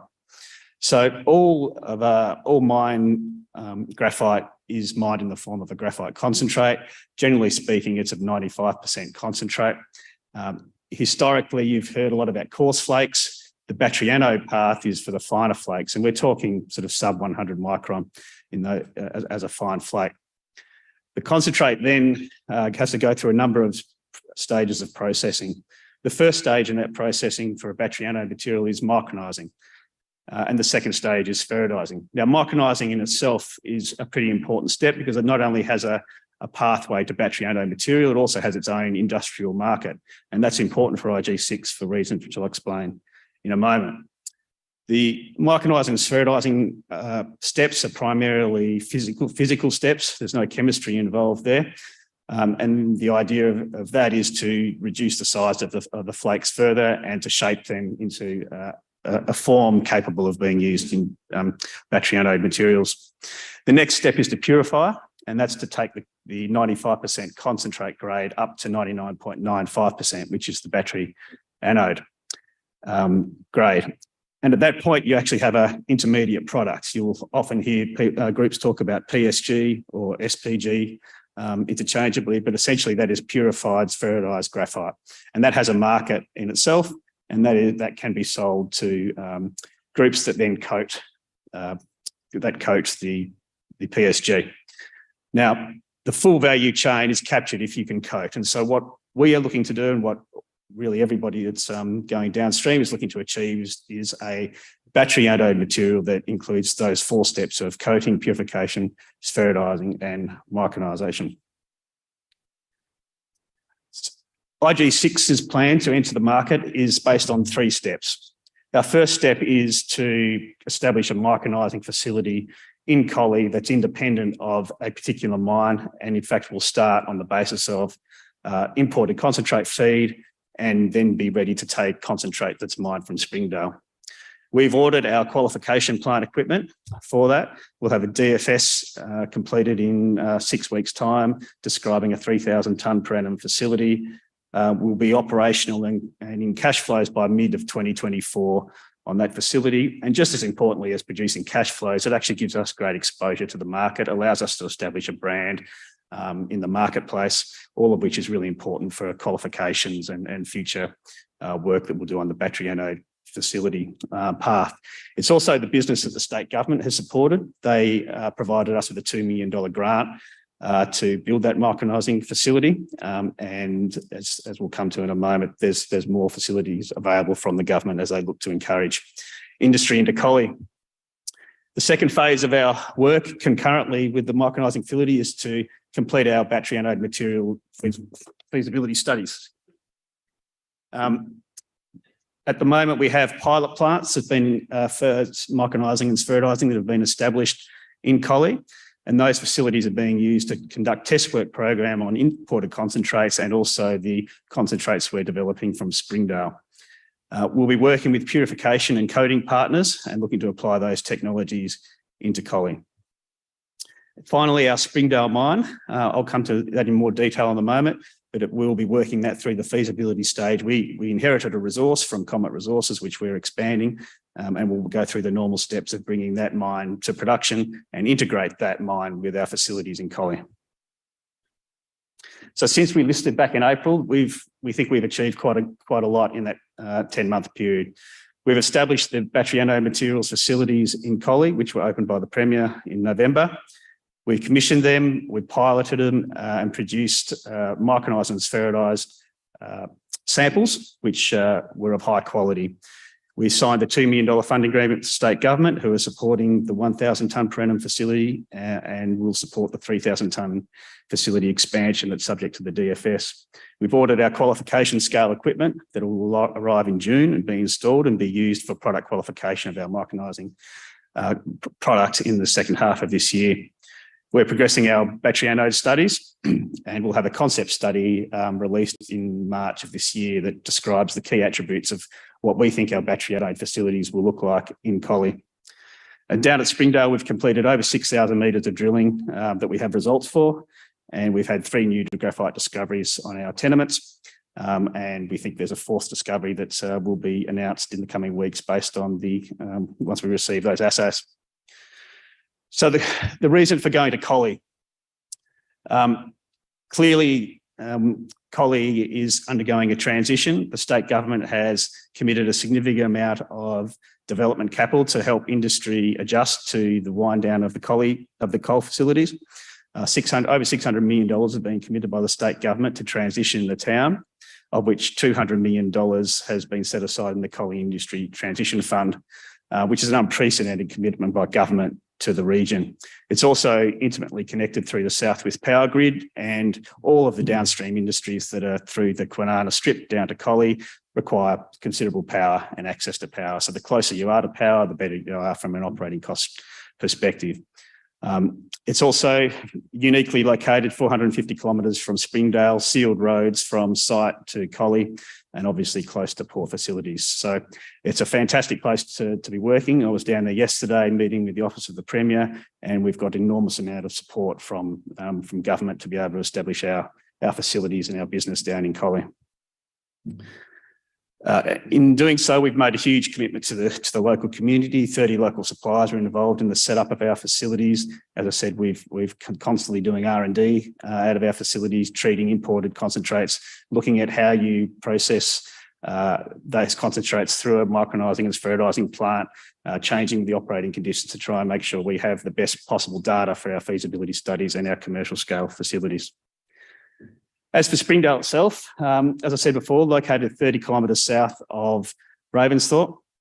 It's a sealed roads all the way from site through to Perth, essentially, and our goal there will be to produce a 95% graphite concentrate, truck it to Collie for processing, and then take that finished product to market. The project's 100% owned. We have 2 granted exploration licenses, of 1 prospecting licence, 1 exploration licence under application. Permitting's commenced. The land that we're operating on is farmland, so it's all been cleared previously. There ought not be too many in the way of fauna, flora, and associated challenges around permitting. We have an existing mineral resource that we inherited from Comet Resources. It's 15 million tonnes at 6%. With a high grade zone of 2.6 million tonnes at 17%. Comet Resources also handed over to us a significant aeromagnetic survey, which had been untested when we acquired it, and that has been the focus of our work since we acquired the property. The work that we also acquired had showed that the conventional flotation circuit would be appropriate to treat the graphite. It was a fine flake, and therefore it was suitable for battery anode material, and that had been completed by test work undertaken in Germany. So this is the topography and the aeromagnetic survey. We've done 6,000 metres of drilling. Our resource is that hockey stick there, and just there, that's the existing resource. We've basically been drilling in these areas here where you can see the anomalies to the far west. Over here, what's called SDE1. That'll be what we think is our 4th discovery. And in here at Central is where we've been drilling as well. So everywhere we've drilled, we've hit graphite mineralisation. And so we're very confident that this resource is significantly larger than what we've got currently described as mineral in inferred category. The deposit is going to be shallow. All of our drilling is open at 100 metres of depth, and we've pulled the holes at that point in time. So what's driving the opportunity? Very quickly, graphite makes 95% of the raw material in a lithium-ion battery anode. Up to 10 times graphite is used in a lithium-ion battery. Sorry, 10 times more graphite than lithium is used in a lithium-ion battery. In Benchmark Intelligence, estimate that 97 new flake graphite mines are required by 2035 to meet the lithium-ion battery demand, which is a considerable increase over where we're at today. And the world is seeking ethically and sustainably produced battery commodities, and that's what we have to offer, is a Western Australian-focused mine-to-market vision. I'll skip through. This is all driven again by electric vehicles and the uptake's breathtaking. I won't go through the numbers for you. These figures are off the International Energy Association's website and report of 2022. We need considerable new mines. Just briefly, government support. As I said, $2 million have been secured from the West Australian government for our commercial scale micronising facility in Collie. 200 million has been announced for the transition fund to help business and industry set up in Collie. The Critical Minerals Office in Australia has just announced a $50 million facility. There's feasibility funding available, R&D tax rebates, and we've seen with a couple of our peers in the industry that export credit agencies are prepared to finance, debt finance development projects. I'm going, Chrissy. So just to summarise, we think we've got the right commodity, we've got the right deposit in terms of its fines nature, we're in the right location. Western Australia is the best place to do business in the mining space. We believe we'll get early cash flow from our micronising facility in 2024. We'll undertake our BAM facilities, and we've got the team, special team, technical team to be able to pull this off. Thank you.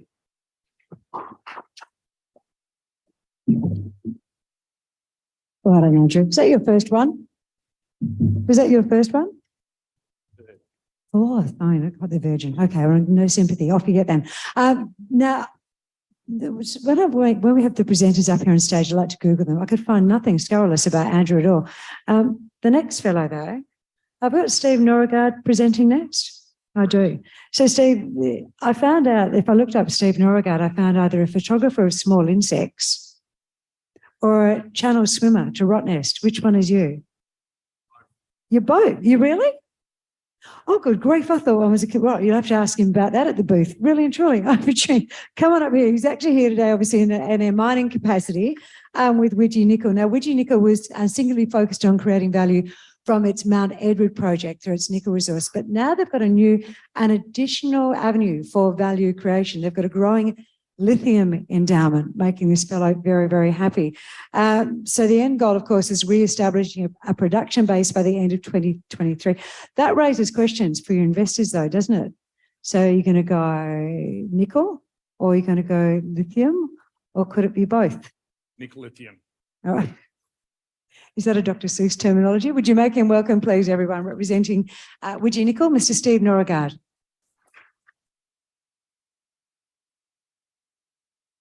Thank you very much to RIU for inviting me to come and present this morning. I feel very privileged to be here on the opening day in the first session. It's a bit of a novelty for me, so thank you. Widgie Nickel is a relatively new entrant to the ASX. We listed about 16 months ago, a spin out from Neo Metals. Normal disclaimer that goes with that. Neo Metals was of the view that the asset needed to be set free, Mount Edwards, thus Widgie Nickel listed. We listed on the basis that we were going to be production ready to produce nickel by the end of 2023. And it's probably a good opportunity for us to reflect on that strategic goal, because with the fact that since we listed, we've drilled over 75,000 metres, we've found additional commodities, the strategic goals of the company have been able to change.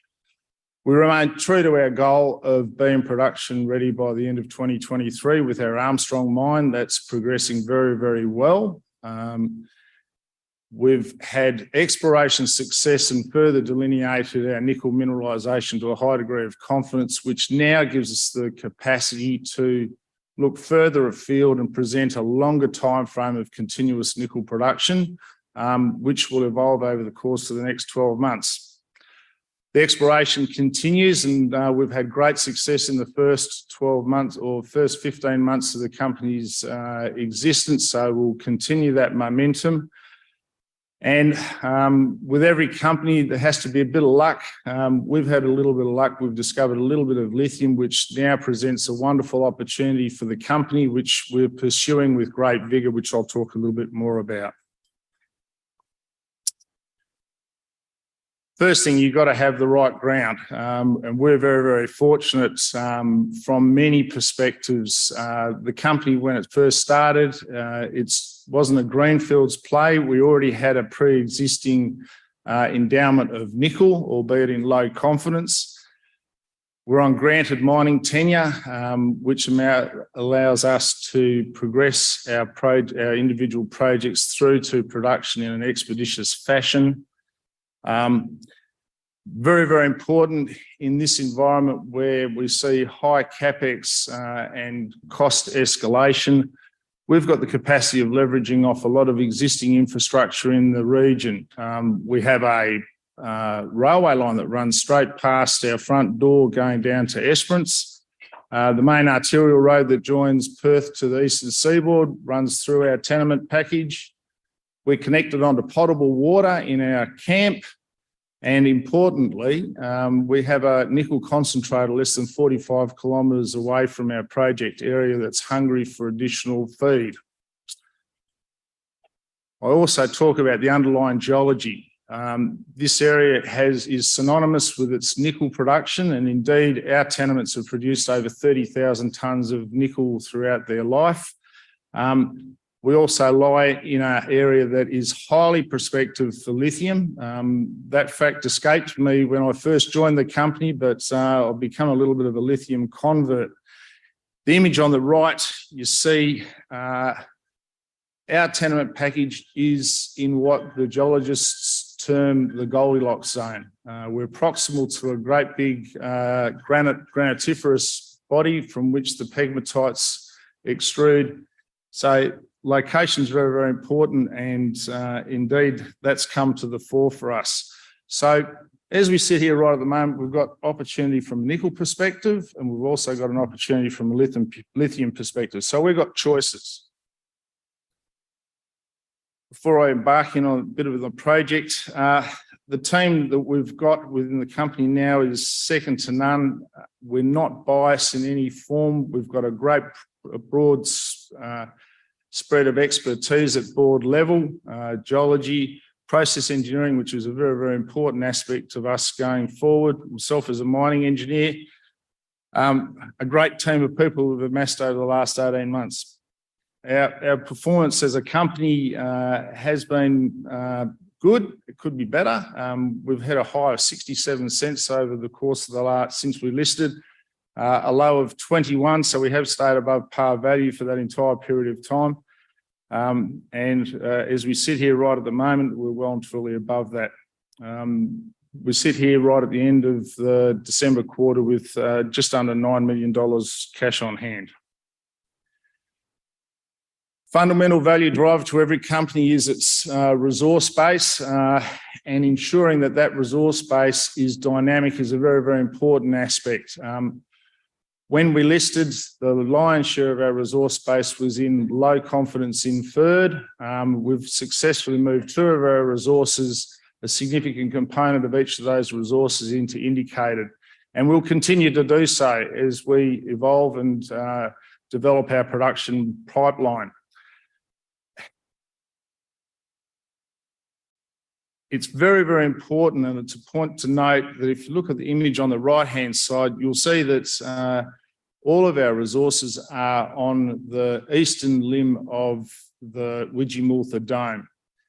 They're all very, very close to each other in actual fact. It's only 15 kilometres north to south, which encapsulates these 12 separate resources. So for many companies where they want to develop multiple resources, that means duplicating overheads because of the tyranny of distance. It's one of the benefits for us in the sense that if we want to upscale our production, we can achieve economies of scale through these because we don't need to duplicate overheads, which is a significant attribute I think escapes many people. We are, as an organisation, infill drilling and upping our degree of confidence in each of these resources progressively. And you'll see over the course of the next 12 months, we'll probably move 2 or 3 of these resources into the indicated category so we can continue to develop that pipeline of new nickel projects.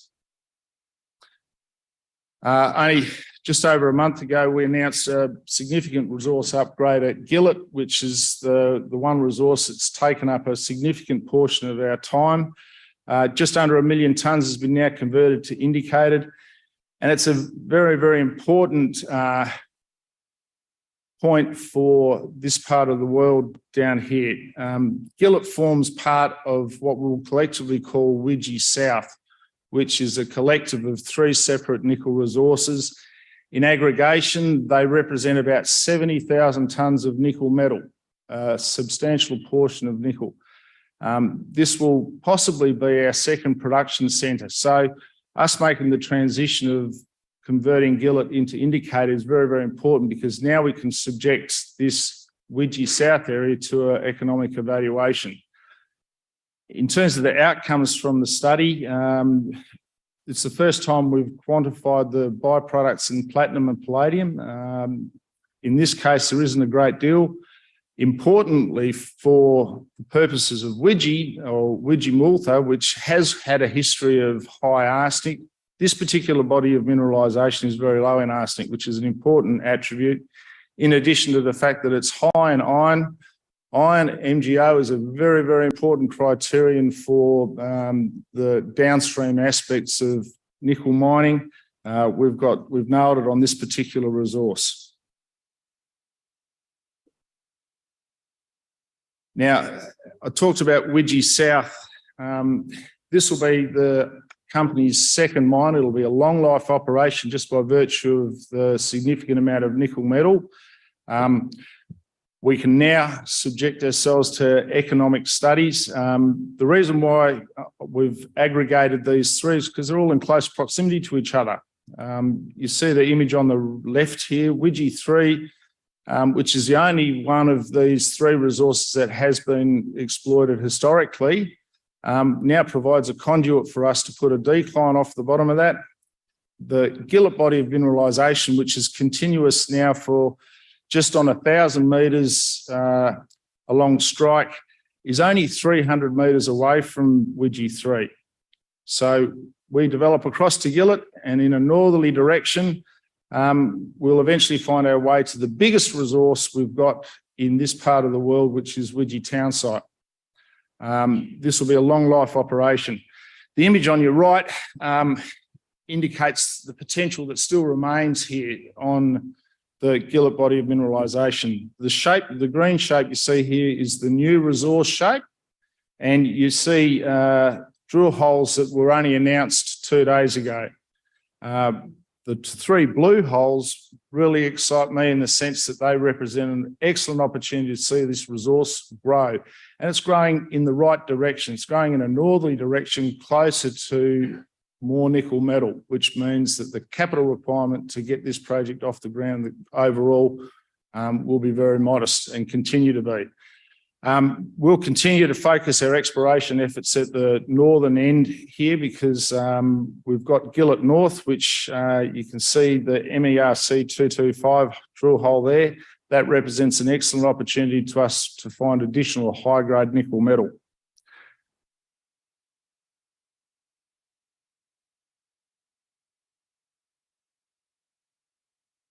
So that's the exploration side of the story. Armstrong. It was a concerted focus of the company on day one to push this project through feasibility and get it to be in a position where we can exploit it. And we've been successful with that. We've infill drilled it. We've generated a metallurgical sample, which is currently undergoing test work. We completed a scoping study in the second half of last year, which demonstrated the viability of the project. We now have a new resource model, which has achieved 98% of that resource is in high confidence indicated. So we've reduced the resource risk.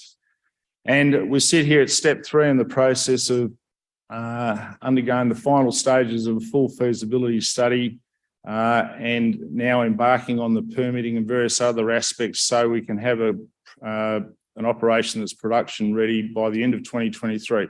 I'm supremely optimistic we'll exceed that, and I'd like to think that we're ready to go by June of this year, but a little bit of slack in the aspiration is a good thing. A little bit about the resource. Armstrong, 2 mining methods considered, both of them eminently viable. Nickel price now is a lot higher. It makes a lot of money, somewhere north of $80 million worth of free cash flow in a short amount of time. We're pushing ahead with all the various aspects required to get this project up and going. And indeed, the dewatering is well advanced. Talked metallurgical test work.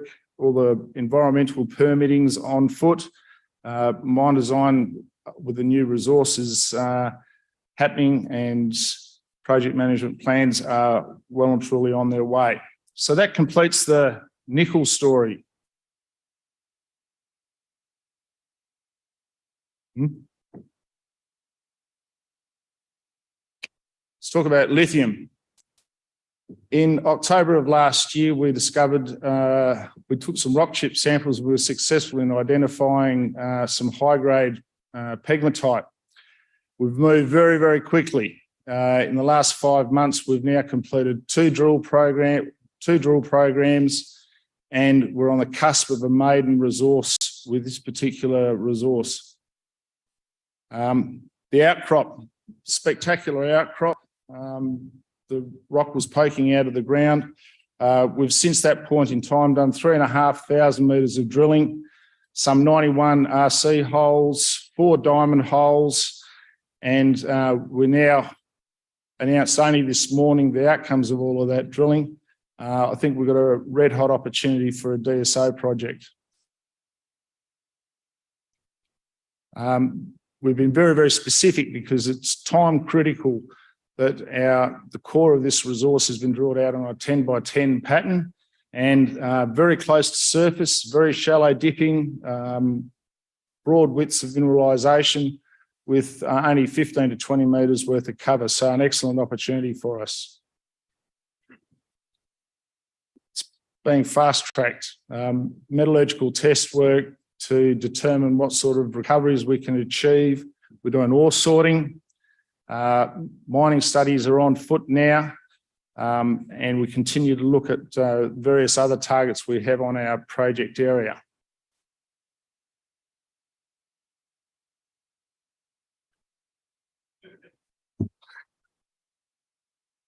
There it goes.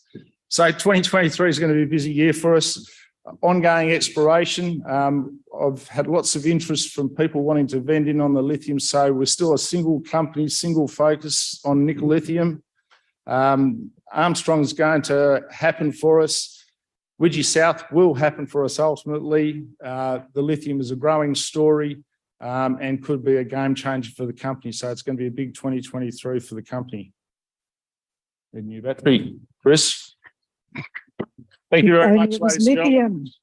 It was lithium. Good on you, buddy. You're used to the pressure though, aren't you, out there? No, it was interesting bio. We're going to chat with you more about the extended version of the last 2 minutes. Team, can I grab a new battery in that one, if that's okay? Can someone give me a runner?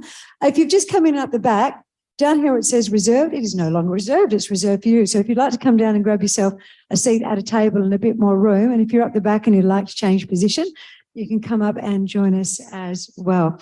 Our next guest up on stage, our next speaker, is a metallurgist. He's got more than 20 years experience. Marc Ducler. Hello, Mr. Ducler. Now, he has experience in operations at a senior management capacity in both precious metals and also in bulk commodities. He was actually the director of Egan Resources, and you may remember them. They went from an IPO to a big takeover in less than 3 years. Mm-hmm. So what can you do for us today? I'll give you that back and we'll just see what we're doing up the back there. Well, hopefully that will work a little bit better for you than it did for Andrew at the end there. So he's at Astral Resources now. He and his team have been really busy growing their flagship Mandilla Gold project. Marc, I'm going to hand over to you for all the details. Make him welcome, please, everyone.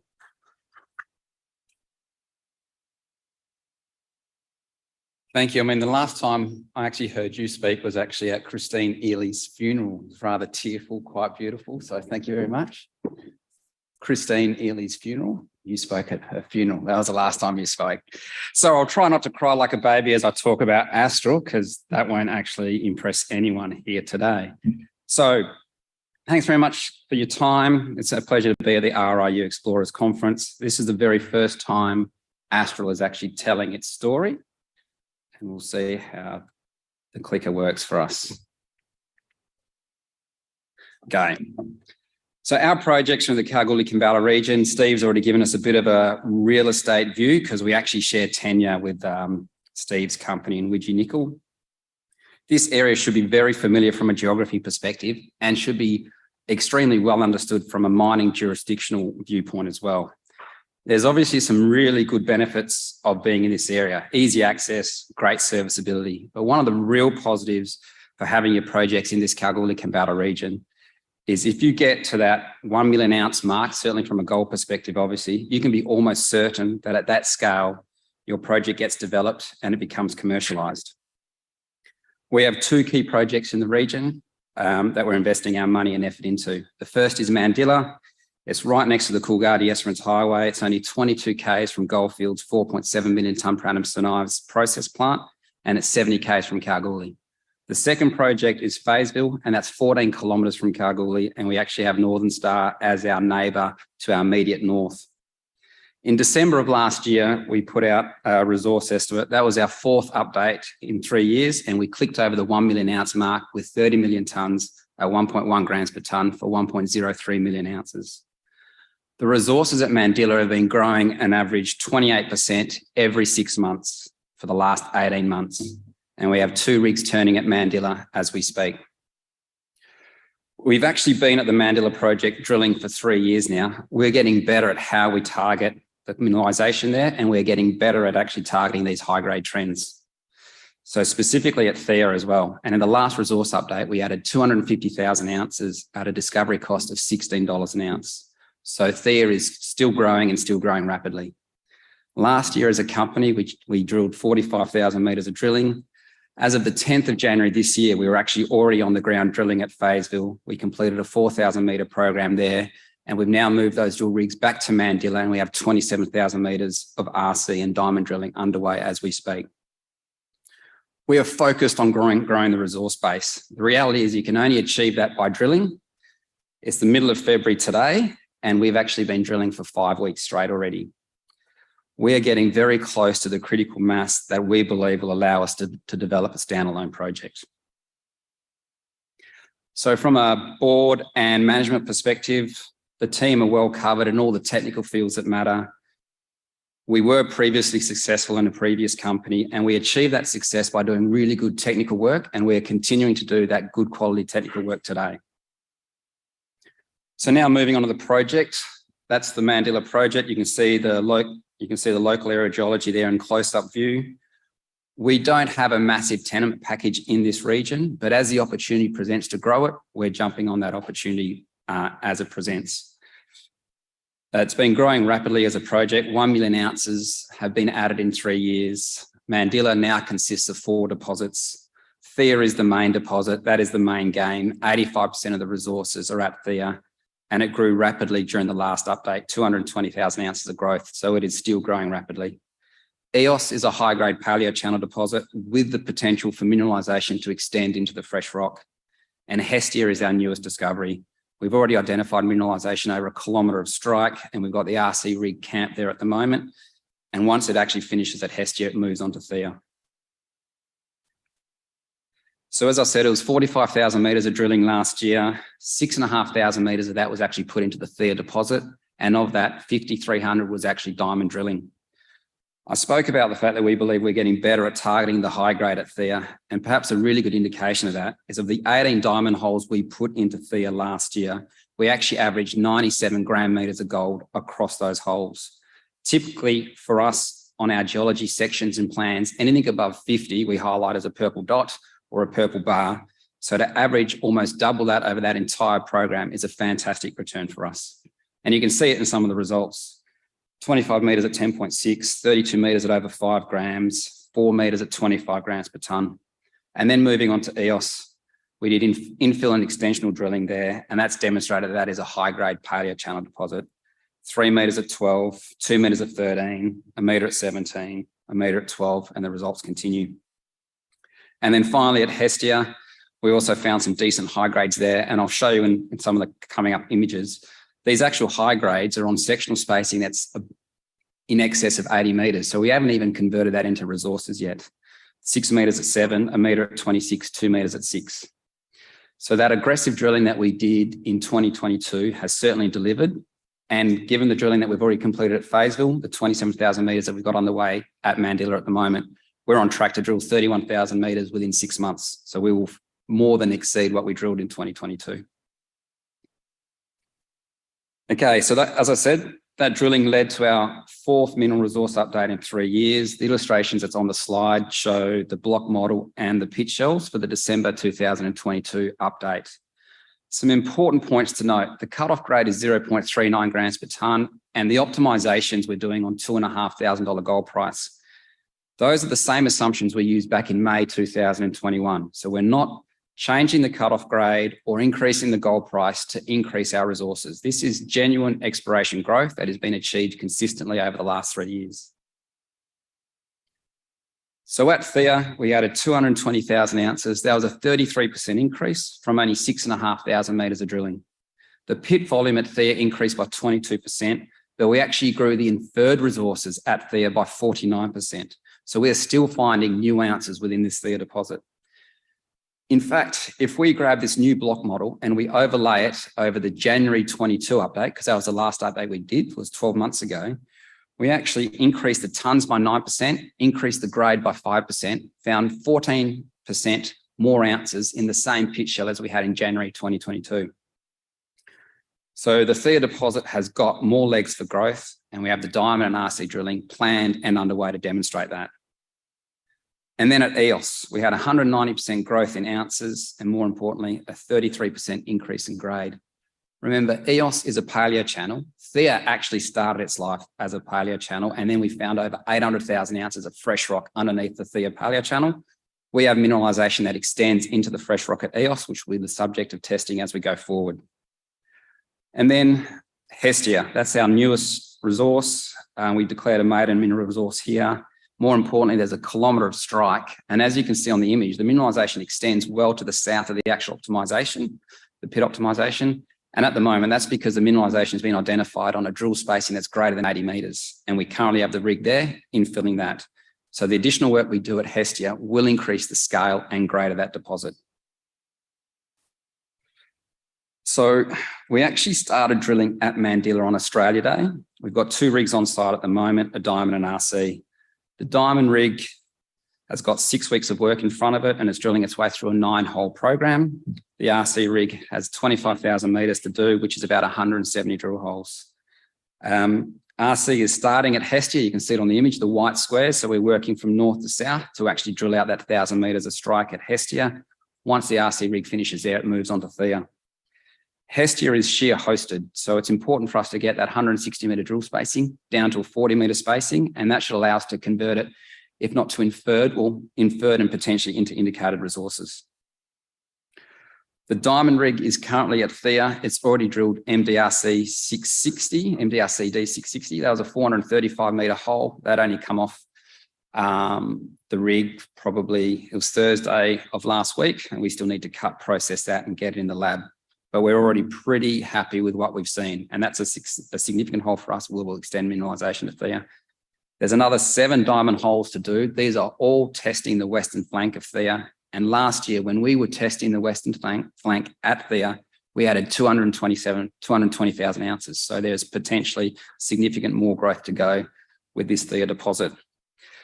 Again, when the RC finishes at Hestia, it moves to Thea. We're testing the eastern flank. Last year, we found some high-grade trends that extended onto that eastern flank, and we actually need to follow that up. Once that drilling on the eastern flank is finished, the drill rig moves and it starts drilling out the southern portion of Thea, doing a significant infill and extensional drill program there.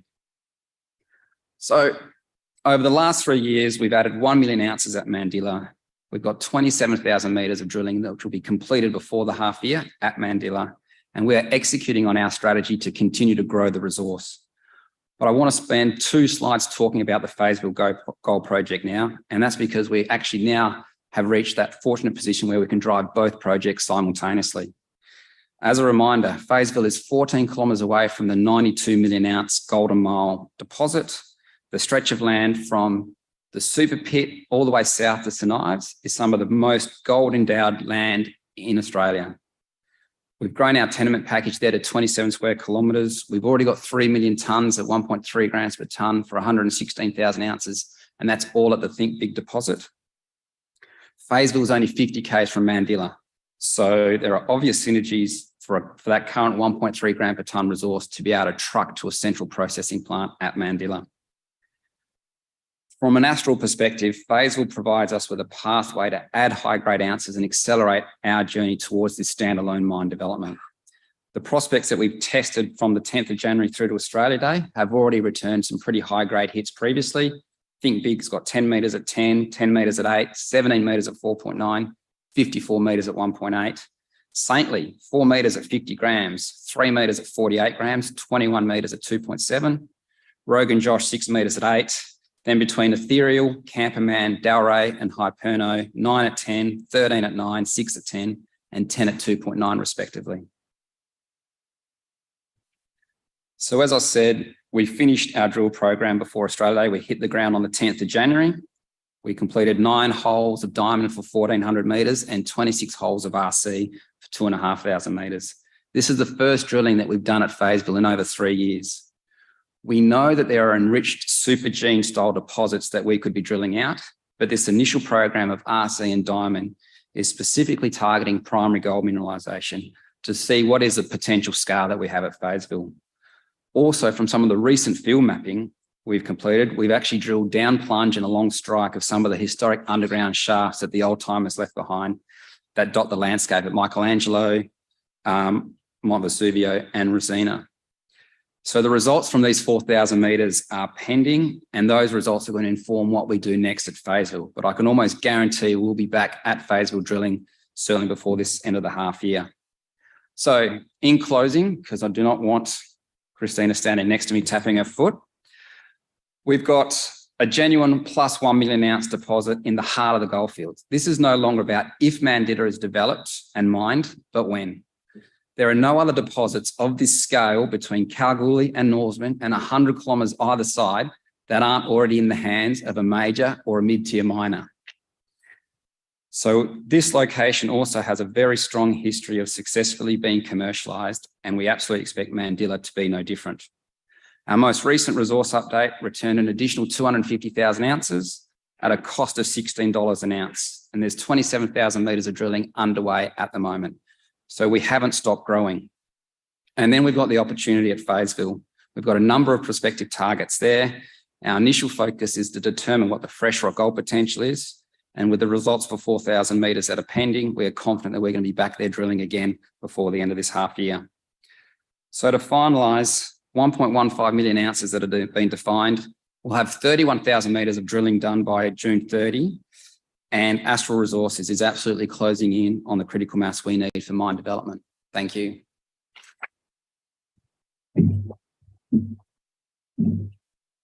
Thank you, Marc Ducler. We will talk later out near the water cooler, which is where you actually you put us back on track. You have indeed. So they're out near the water cooler if you'd like to have a chat with them a little bit later on. Right. Here's my final person in this last session. You've done really well with this session because this is the longest one. So we've sat for 2 and a bit hours. So I know you're getting a bit toey, but those of us who stay to the end of this fantastic presentation won't just get that extra little bit. We're also going to get first dibs on the sausage rolls, potentially. How are you feeling? Very good. Have you sat through all the other ones? I sat through the last 2. I did see you sneak in. Now, Roger Fitzhardinge is this man up in front of us. He's the General Manager, Exploration and Growth for Centaurus Metals. Now, they are rapidly closing in on their objective of developing one of the world's most significant new green nickel sulfide projects.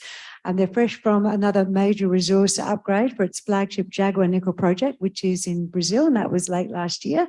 And they're on track to deliver a definitive feasibility study, and that should be done sometime mid this year. To tell us more, would you please make Roger very welcome this morning, everyone? Thank you very much, Chrissy. Darren Gordon's not here to present today because this weekend is Carnival. So he's in Brazil and I'm here presenting to you guys. So there's something in that. I'm here to talk about the Jaguar Nickel Sulfide project, and that's situated in Brazil. And last year we delivered a resource update of 108 million tonnes at 0.87% nickel for more than 930,000 tonnes of contained nickel. And that makes the Jaguar Nickel Sulfide deposit the biggest nickel sulfide deposit on the ASX that is not in the hands of BHP. So it's a very significant deposit. Please read that at your leisure on the internet website. So in summary, we have this world-class deposit that we continue to grow. We are in the midst of de-risking it by delivering a DFS that will be delivered in the middle of this year. We're in Brazil and specifically in the Carajás, which is a great place to operate with access to infrastructure and low cost and low carbon emitting renewable energy. That DFS is going to look at producing more than 20,000 tonnes of nickel in nickel sulfate per annum over a life of 20 years from open pit operations. So it really is a long life mine. And we expect to bring this online by 2026, which is really going to be well timed to meet the forecast demand for Class 1 nickel. A quick corporate snapshot. Our top 20 holds over 70%, so very tight register. We have some very nickel savvy investors there. You'll see Hermanis, and also some North American institutions that understand how to operate in Brazil in Sprott and Dundee. We also have a lot of independent brokerage coverage, and I'll urge you to go and read that at your leisure. So why do we think operating a mine in Brazil is really good in terms of this coming into the new EV market and delivering low carbon dioxide nickel metal? Well, it's multiple reasons. The main reason, again, is that Brazil National Grid is now running at about 80% renewable energy, and most of that comes from hydro. The process to license these are well understood. We've licensed them before in terms of environmental and mining licenses. Both those licenses are already with the respective agencies, and we've also updated them with the vision of a bigger project that will be delivered with a DFS. So we know it's going to be a big project, and we're pushing those licenses through. Last year, we were put on the Strategic Mineral Policy list, one of the first projects in Brazil to be put on that list by the Brazilian government. And that is a department that helps push projects like this through to production within Brazil. Once up and running in the area that we operate, we'll have a favourable tax system. Again, this is the Brazilian government trying to encourage investment in the Lower Amazon region. And very importantly, once this thing starts spinning off cash, the royalties goes back to the municipality. So 65% of Brazilian government royalties goes back to the local municipality. So the local communities see not only jobs, but they also see investment back into their home. So we are situated in the western part of the Carajás mineral province. For those who are not familiar with the Carajás, it really is a world-class mineral province, and it's a little bit like rolling the Pilbara and the Gawler Craton into one. You've got the biggest iron ore mines in the world in S11D, which is about 150 k's to the east of us, and also the second biggest IOCG copper gold mine in the world in Salobo. Now, Vale's been operating here since the 70s, so that's 50 years of investment from them and the government into infrastructure, sealed roads, power, and rail. So we're situated just north of the towns of Tucumán and Orlando do Norte, and those two towns have a combined population of 70 to 80,000 people. And they've been servicing the Onça Puma ferronickel plant for the last 15 to 20 years. So there's plenty of skilled labour and plenty of service providers at the ready to help us bring this project online. In 2021, we completed a scoping study, and that scoping study we used a $7.50 nickel price. Today, the nickel price is floating around $11 to $12. So you can see there produces some really favourable economics. MPV, today's nickel price of about $2.6 billion, and that spins off $500 million in EBITDA per annum. Now, we can't control the nickel price, but what we can control are some of the inputs that are going into the DFS that is being rolled out this year. We've already updated that resource. So the new resource is 65% bigger than the resource that underpinned the scoping study. And also we're trying to optimise the mine schedule and the process route.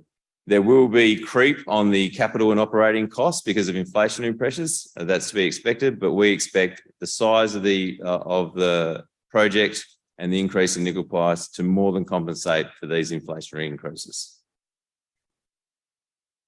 But it's not just about making money or low-cost operations anymore. It's also about the cost of the environment. And fortunately, with the nature of the near-surface high-grade nickel at Jaguar, along with the near 100% renewable energy that's going to power the process plant, we're at the lower end of the cost of carbon dioxide per tonne of nickel equivalent in these projects. So we believe that once we're up and running and even moving into the first couple of years of production, when the grid moves to 100% hydro and renewable power, that we can move this to net zero carbon dioxide for our nickel sulfate production.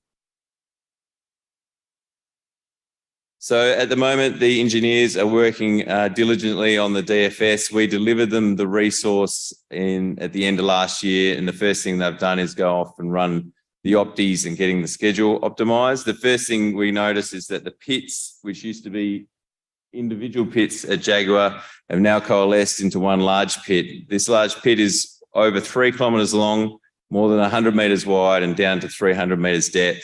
That's as big as the Kalgoorlie super pit.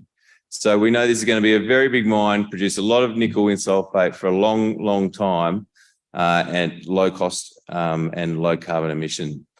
Just as importantly, we're running the pilot plant. So I know that the pressure oxidation component of that plant has been completed at ALS Met in Balcatta, and they're now in the process of doing the solvent extraction. So we expect that to be finished within either this week or next, and then within the coming weeks, we'll have the data collated, and that gets pushed off to the engineers. And that's a key piece in us getting the DFS completed by the middle of this year. But just as importantly, that's going to create a lot of nickel sulfate product that we're going to be able to use to go and talk to off-takers to try and find funding solutions for the project. So while the engineers are de-risking the project, we've been in 2022 and now in 23 working hard at trying to grow that project. We completed over 160,000 metres of drilling since 2000, acquiring the project at the end of 2018, and that came to the amalgamation of this resource that we delivered in November of 938,000 tonnes. Now, the drilling last year was all about converting as much as we can into measured and indicated, because that's what underpins the DFS and the maiden reserve estimate. You can see there's 730,000 tonnes in M&I.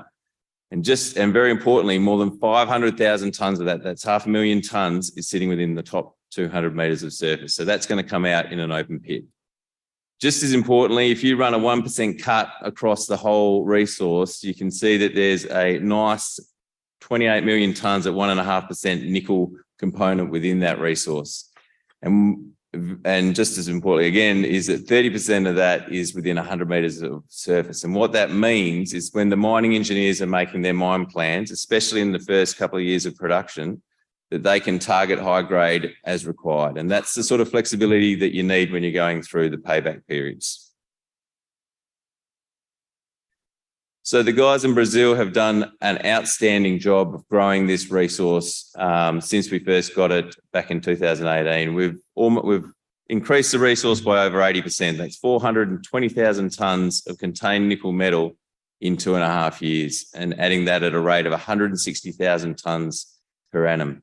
Our target on site is to get this well beyond 1 million tonnes of nickel metal, and 1 million tonnes of nickel metal is considered a world-class deposit. And although the graph's quite small, you can see the yellow bar here is Jaguar, and the only deposits on the ASX that are to the right of that bar are held by BHP. So it's a big deposit, high grade, near surface. But we're very confident that we can continue to grow this well beyond that 1 million tonnes. The resource that we'll put out in the middle of, or at the end of this year, will be from some of the additional down dip and extensional drilling around the pits. But we're also going to start in the next 2 months a very exciting Jaguar Deeps program. And this is all about the style of mineralisation that we have at Jaguar. Jaguar is not like your conventional intrusion-related magmatic nickel sulfide deposits. It's a hybrid, understood to be a hybrid between that and the IOCG style mineralisation that we find in the Carajás. And this sort of mineralisation is related to these really deep-seated regional scale structures and shear zones that you can see here at Salobo, which is the biggest IOCG mine in the world, are being drilled by a valley down to a depth of 1,400 to 1,200 metres deep. The mineralisation style at Jaguar is very similar, and we see no reason that this mineralisation cannot continue down to these depths and beyond. The hole you see behind me is the deepest hole that we've drilled to date. That's hole 445. It intersected 10 metres at semi-massive nickel sulphide that I would hazard a guess is going to run over 3%. And that was in a broader intersection of about 20 metres. And that's 600 metres below surface and just below the last resource that was put out in November. So we pushed the hole a little bit further, another 150 metres down to the bottom hole depth of 770, and that sets up the platform for the borehole EM. And the borehole EM is really the driver behind the great success story of drilling and resource growth at Jaguar. You can see there's a lot of sulphide in these intersections, so it's very conductive and lights up amazing conductor plates that allows the drillers to continue on their merry way, or the geologists to continue targeting.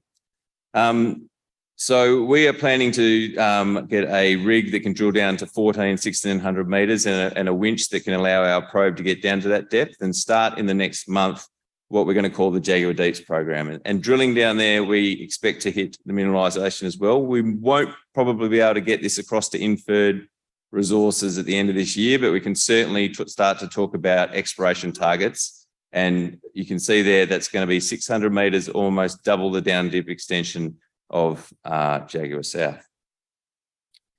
It's important to note in the scoping study that all these deposits, Jaguar South, Jaguar Central and Onsapreta, had underground stopes optimised below them, and they bottomed out on the resource. So if we grow the resource, then we can continue to grow the underground operations and eventually bring them onto mine life. So we're going to work hard at pushing them out. We've finished the RC rig, has finished up the sterilisation drilling and is now working on Greenfield's pipeline of projects. We're drilling at Flipperama and Twister, and I look forward to bringing results from those in the coming months and weeks. And what's going to happen in 2023? Well, we're going to get plenty of news from the drill bit. The Jaguar Deeps program, I feel, is going to be very exciting.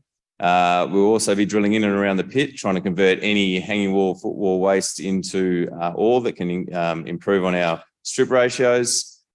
We're going to deliver that DFS in the middle of this year, and that, along with the approvals, is going to set us up for a final investment decision by the end of next year. If you have any questions, please come and see us at booth 92 out in the foyer. Thank you very much.